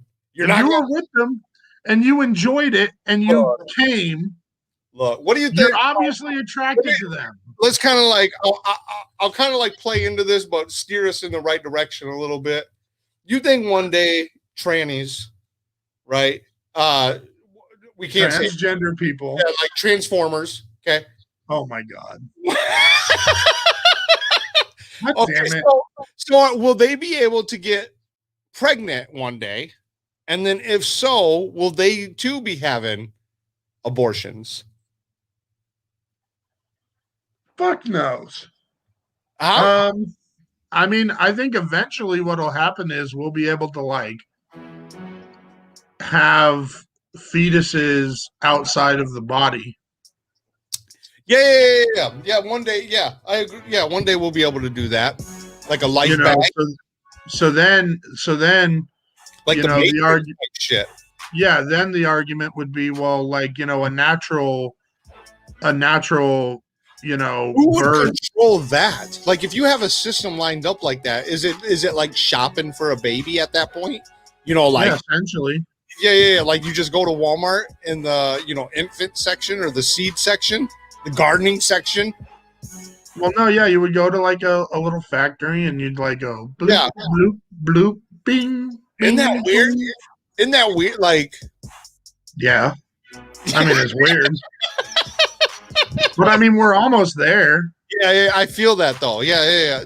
Not too long ago, CNN had you can pick your baby's eye color now and shit. Right. Well, there's certain genetic traits that pretty. With a reasonable possibility that they can make this eye color. Right. 100%. So in regards to to go back to the Greenland thing, and the contraceptives and that. Sure. I don't think their high abortion rate, if that's 100% true and everything. Here you go, assuming that that's accurate. Sure.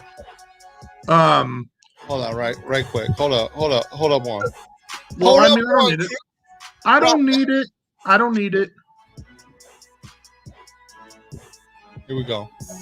Insider. Yeah, look, and I can look. Menke. Here, and I can bring up other ones, no problem. Okay. I don't care. Assuming it's real, the fact is, the thing that's increasing their abortion rate is the fact that they're able to see the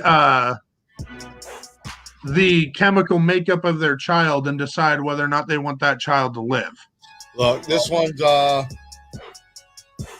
johnstonarchive.net, policy abortion Greenland, 50.86. They have it a little bit higher. Okay. Up here, like, look at this. They got 52% in 2012. I mean, dude, these are like, and consistently 50%. Right. Consistently. That's a high rate. Yeah, they, right. And they got it from Norgan.org, Nanic. Wait, hold on. Go up a little bit. Yeah. Okay. Okay, so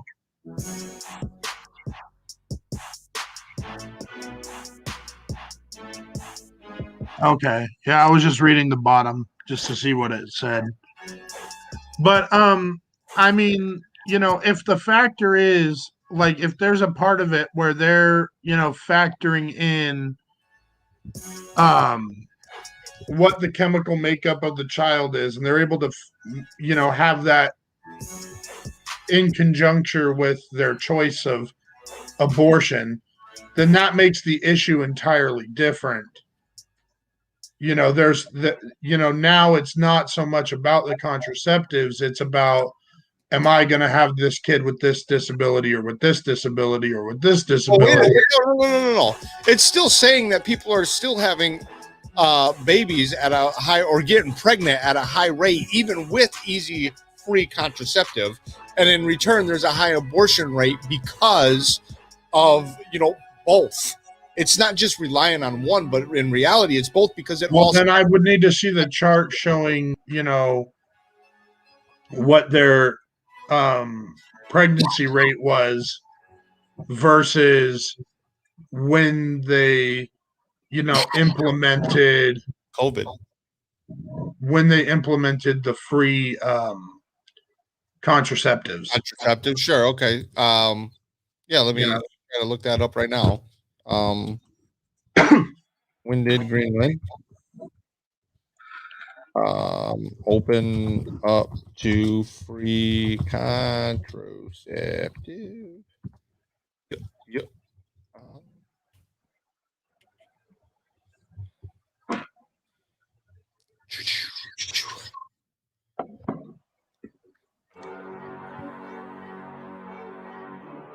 Dun, dun.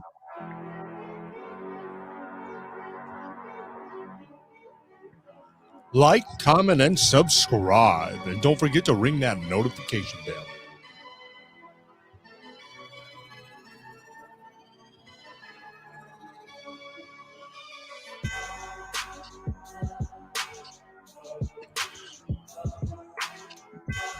But essentially, go ahead.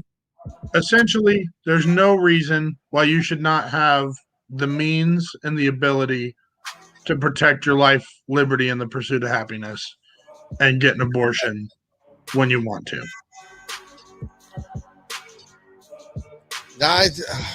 It's just, it's murder. I feel like it's murder. No, it's killing. It's not murder, unless it's illegal, which it's not in America. Therefore, it's killing, not murder. It's killing a baby if you want. You can say that. Which is most of the time not murder. Murder. No, because it's not illegal. Look, this is semantics, is all this is. Yes, it is. That's all language ever is. All language is semantic. If you don't respect the definition of the word, then we're all fucked. Then you are an attack helicopter. Yeah, well, I haven't made up my mind yet. Then an attack helicopter could mean me if you don't care about the definition of the goddamn word.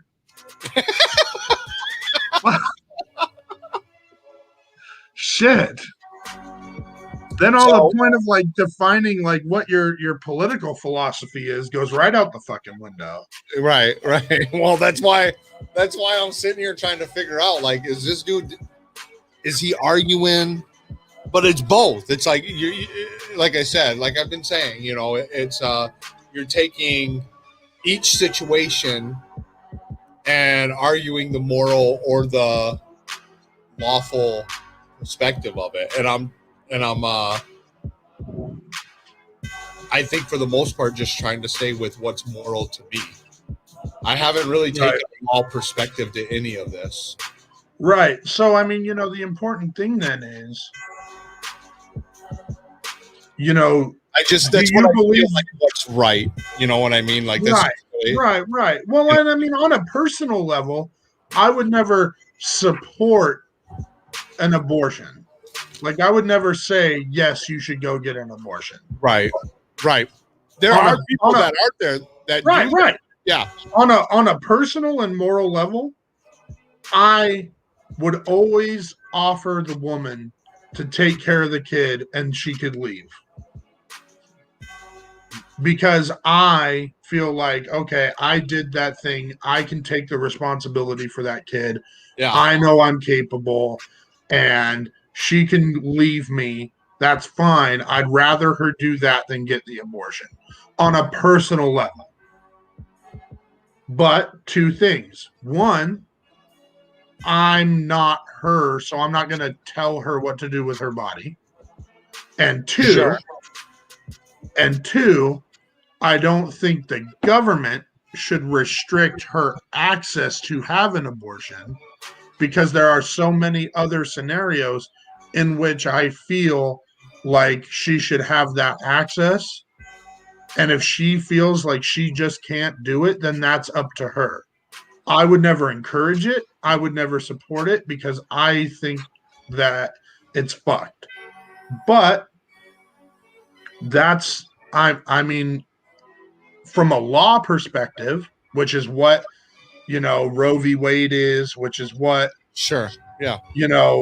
What we have to discuss when we're talking about community and everything else from a law perspective, absolutely she should have the right to control her own body more so than the right of anyone else to control her body for her. As far as this goes, and I don't know, how really to say this. Is there a racial distinction between abortions? What do you mean? Well, like, I've always heard, and I don't know if it's true, I guess, but I've always heard that black mothers get abortion at a farther rate than white mothers. Well, and I'm wondering why. What do you think the reason is for that? If that's true. Yeah. I don't know. I'm asking you. Right. Yeah, but assuming that that's true, because I don't want to look it up. I don't care. Yeah. But assuming that that's true, I would say that, a majority of people in the black community are in poverty. And I would say that people who are in poverty are going to probably have also a higher rate of abortion. Sure. So I think that would be, if not the factor, that would be a huge factor. It's interesting, right? Because most people that say like, "Oh, no abortion," no. But then they, they say like, poor people shouldn't have kids. Right. So what do you do? Just expect poor people not to have? Right. Yeah. They want to remove WIC. They want to remove WIC, or like say like, oh, no more food stamps for women, infants, and young children. Which reminds me, Prohfit. Did you hear? Oh God. What San Francisco is doing now? Are you? I don't like your smile. Don't forget I don't like how happy you are. Yeah, no, just picture. Do you know what they're doing now? No. My goodness. What are they doing now? If you are a pregnant woman, yes, they will give you $1,000 a month. Awesome. My goodness. They should give everyone $1,000 a month. UBI, Universal Basic Income. Universal. Who? Andrew Yang, motherfucker. Yang. I actually liked Yang. I'm not gonna. I actually he seemed to have like a real cool, thought out demeanor about him. Out of all the Democrats, I did like him the best. I did. What was his thing? Math. Yeah. Make America think harder. If that's not a stereotype.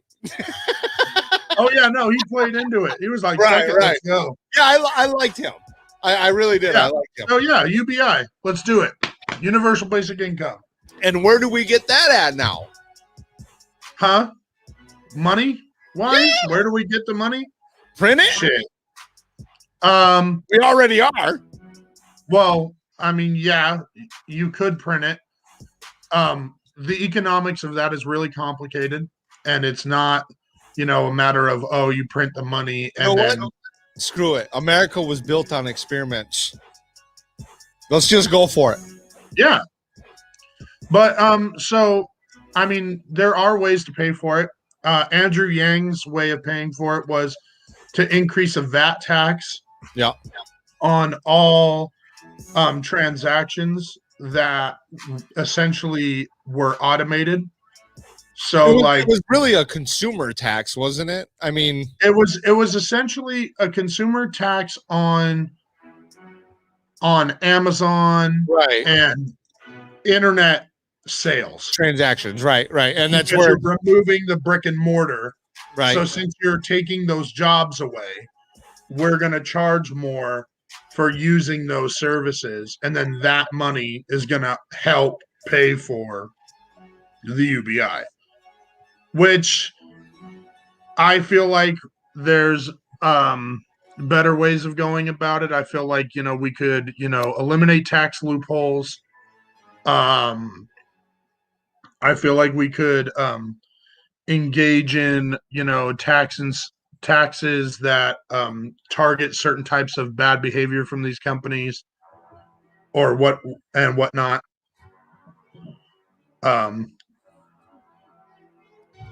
Yeah. I think there's other ways to go about it, but I mean, he did the math, and yeah, he did the math and he worked it out as far as financially, like how that would work.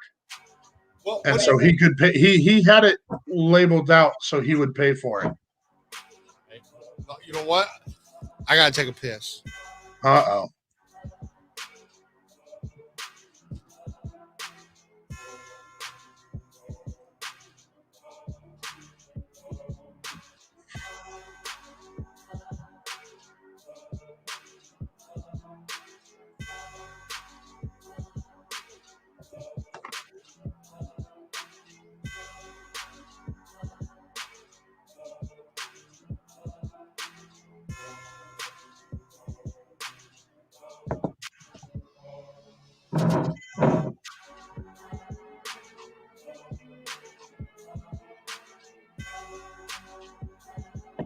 Dozang will take a sponsorship for any of these liquors, by the way.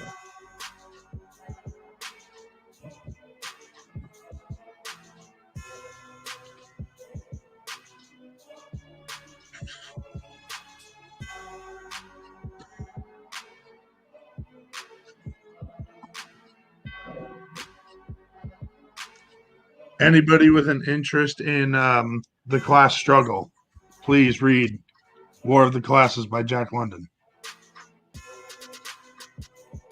Just want to say Dozangs does not support the classes of Jack London. You should read this book. It's really good. All right. Well, no, I'm still trying to read, to be honest with you, I'm still trying to read this one? Yeah, the Communist Manifesto and the Little Red Book of China. Those are the two. Those are like my two next reads. Here, I can read you a bit of this. Yes, indoctrinates me. Yeah, hold on. Let me see if this is... Indoctrinate all of us. The history of all hitherto existing society is the history of class struggles. Free man and slave, patrician and plebeian, lord and serf, guildmaster and journeyman, in a word, oppressor and oppressed, stood in constant opposition to one another, carried on an uninterrupted, now hidden, now open fight. A fight that each time ended either in a revolutionary reconstitution of society at large or in the common ruin of the contending classes. I mean, yeah, I mean, it sounds good, right? It's pretty logical to me. Yeah. I mean, look, what looks and sounds good on paper just don't pan out all the time. Yeah, but then you rewrite and readjust and see what happened wrong and fix it rather than. But have they readjusted the manifesto? No, not the manifesto, but the concept of socialism and where we're going. Like there's way more beyond Karl Marx. Karl Marx was just the beginning, or not even the beginning. He's what they would term, I think, the father. Yeah, but I mean, he took ideas from other people too. Sure, I you're mean, right.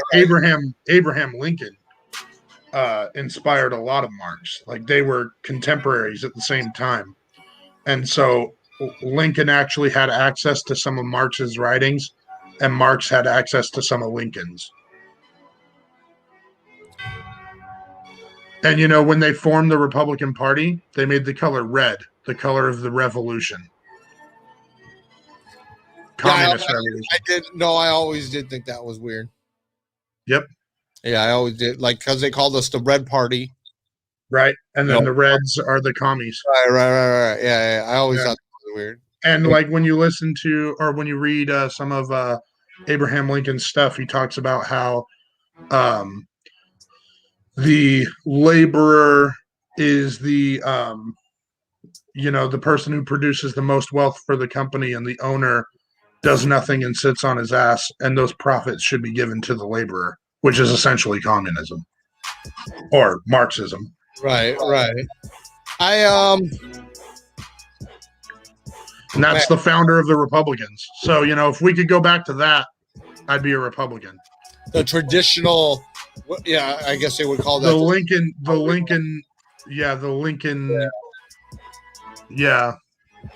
real party of Lincoln. If we could go back to that, I I'd wonder probably what, be a I Republican. wonder what the real party of Lincoln thought about abortions. I don't know. I know what they thought about reparations. What was that? Yes, let's do reparations. It Whoa. was the Well, it we was got to the negotiate.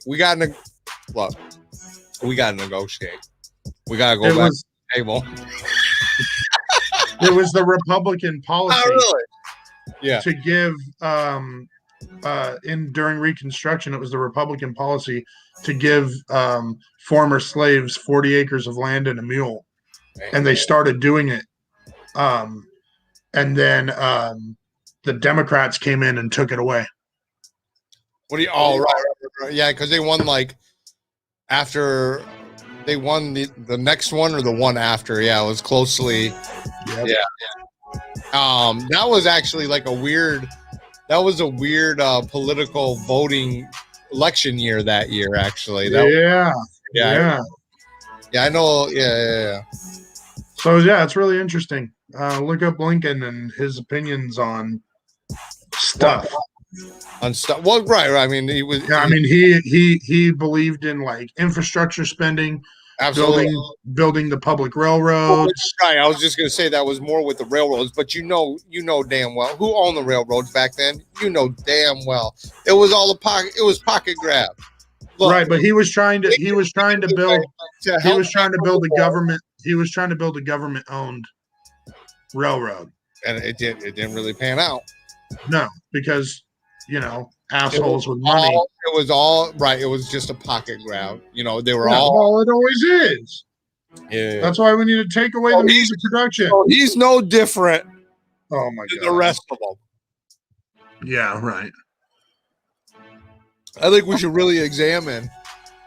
If we want to look at, what he wants to do. Well, what else does he want to do? What else does he? He played ball with the same people you hate. Who? Lincoln? Yeah. He played ball with, Carnegie, Steele, Rockefeller. Right. But what forced him to? The war with goddamn slave owners. Mm-hmm. So, he needed a way to pay for that. Yeah, absolutely. Yeah. So, I mean, when you get forced into situations, I'd rather have the railroad than not have the railroad. That's true, though. Yeah, yeah. I mean, like what you said, infrastructure, spending on infrastructure. But yeah, he believed in infrastructure spending. He believed in reparations. He believed in giving he actually believed in giving land in the West to poor whites. He believed in giving former slave owner land to the former slaves. He believed in giving more of the more of the materials of your production to the workers instead of to the owners of business industry. He believed in all of that. So if that's the Republican Party we're talking about, I would be a Republican. I'm gonna have to I think I'm gonna have to re-examine what my political affiliation is. Yeah. Because I don't think I'm really like. Look, I'm a conservative man. I believe in like conservative values and morals, but I don't think that the Republicans stand for that anymore, to be honest with you. Well, I don't think Trump stands for that at all. Well, no, I would not consider Trump a Republican. I wouldn't consider him a conservative. I wouldn't, no, I wouldn't consider him. He spent just as much as everybody else. I mean, no different. He spent just as much as everybody else. Yeah. He didn't. I mean, he cut taxes. Great. On the rich. Well, I felt it in my pocket too, and I'm like not. Yeah, but that's going away. That's going away, man. 10 years from when he did it. So sure, but it's going away. And the tax breaks he did for the rich are not going away. Well, at least I got something out of it for 10 years. I'll take what I could get. It's a grab game. Yeah, how much did you get from the COVID relief? Man, I didn't struggle this year. I can tell you that right now. I didn't struggle this year. Tell you that right now. How much did you get from COVID relief under Biden, though? Let's see here. In the new check. So you're asking me how much did I get from Trump and then compare that with how much I got from Biden? No, I'm just saying, Biden's giving you money too. Well, right. No, I mean, but let's be clear here. I even, from the very first check I got back in the Trump administration, I looked at my kid and I told him, he was with me when I went to the bank to withdraw it. And I looked right at him and I said, this is socialist money right here. This is for, like, I understand, like, this is our tax dollars, and believe me, taxation is theft, but it's a check from the government Uh, nevertheless. And it's not even like background check. It's just it's not socialist, by the way. What? You're getting money from the government. Yeah, that's not socialist. To live. That's not inherently socialist. What would you call that? Government money. It's not socialist. Well, I mean, socialist uses government money to take care of the quote unquote. Socialism is not when government does things. What is socialism? If government don't do anything. No, socialism is giving the workers the means of production. And how do you do that though? Through the government, right? That's one way, but it's not. It's the only way I know of, and it's the way that most people think of because that's the way it's done in other countries. Market correct? socialism, for example, is another way. Yeah, but what country was that done in? And how come nobody knows about that? Because they don't like talking about it because it's not scary.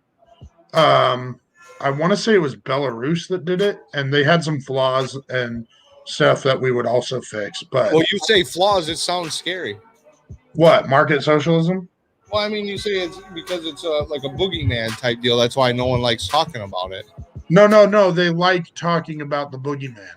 Oh, okay. I gotcha. They like talking about Joseph Stalin. Yeah. We do too. Yeah. And don't forget Chairman Mao. Yeah. But I mean, those are great examples. Of capitalists, pretending to be commies. Yeah. Capitalists pretending to be socialist. So Chairman Mao and Stalin were actually capitalists. Well, no, the government that they created operated in the capitalist way. It essentially gave all of the means of production to rich elite. It did not give the means of production to workers. They did not do anything socialist. It was more like a oligarchy. Yeah. Which I would argue is the end result of capitalism. See, a lot of people think that capitalism, like the natural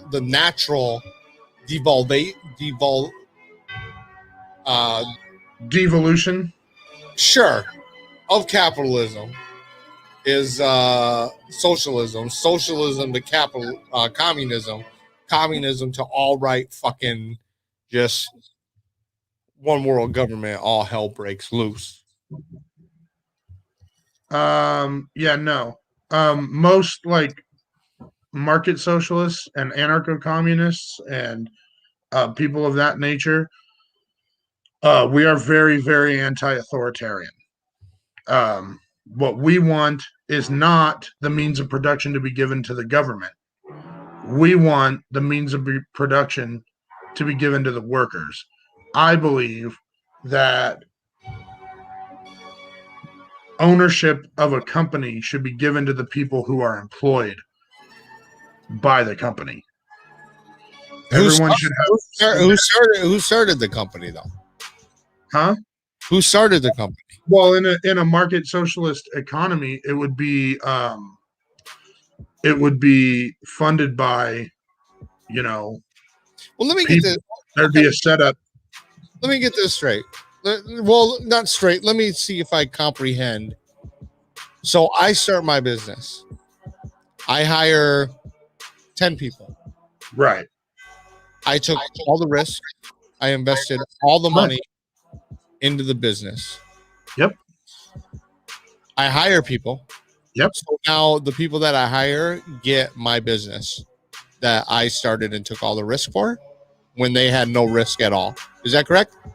Am I understanding that right?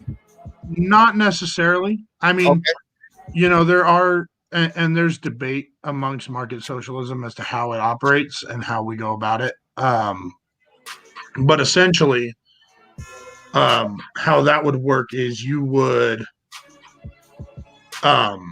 in my ideal sense, you would be bought out by the employees.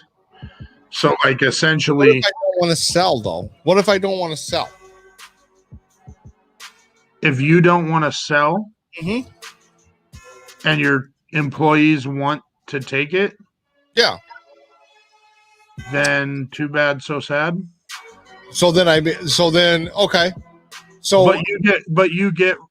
I mean, so the number one way I would implement this, right, is it would start, and we would start the experiment by saying, if you are going to go bankrupt, before you declare bankruptcy, you have to give an option to your employees as to whether or not they want to buy the company. And then that would be aided and financed by the government. That would be big. That sounds like a big government. No, like oversight right there. I mean, because we have the reason why you would have government allowing, or helping the company or helping the workers buy the company before they go bankrupt would be because there are so many instances in which the government contributes to companies right now through subsidies and other shit. So it would essentially be, if you want to start a worker co-op out of a business that's going bankrupt, then you would be able to get a subsidy to help you buy that company. Just like oil companies get subsidies every year. All right. Well, we've been at this for a little bit. Yes, sir. I think we should close with our closing arguments on abortion. Yes, sir. And call it a night and come back tomorrow, or not tomorrow, next week. And talk about some other issue. Yeah, another issue. Who knows? Yeah. We'll figure it out. Or we could just talk about this communist stuff. Yeah, we could do that too. You did say, I don't know, next week here. Yeah. I know exactly what we're gonna do next week. Should the sale of marijuana be legal? Yep. So that's actually a hard one for me to, because I know both of us know most of the time like what the debate's gonna be and how it's gonna go. And it's actually a harder position for me to take. To me, I think so. I have this. Right, and that's good. That's good. I should have this. I mean, you know, And I do in Cali. oh, right. Yeah, all right. So so that's what we're going to talk about next Okay. week. All right. Yeah. Whether marijuana should be legal to sell or not on a private business level, I For guess. sure. Yeah. For sure. I'm down. Prohfit, you Yep. want to take it away with the closing arguments? Okay. Well, I mean, essentially, when it comes to abortion, the government should not have any say in refusing people to be able to get abortions in any circumstance. And the reason for that is we should be able to have autonomy over our own bodies. We should be able to protect ourselves, our life, liberty, and pursuit of happiness. And we should be able to have that control. And if we take that control away, people will seek other forms of abortion that will cause harm to them and will finance an entire underground economy, much like underground sex work and other things. So yeah, essentially that's my argument. Keep abortion legal for everyone in America. Very well, very well. Yeah, so I think Abortion is murder. abortion essentially, yeah, abortion is murder. But I do feel like that murder should be optional for certain situations and certain things.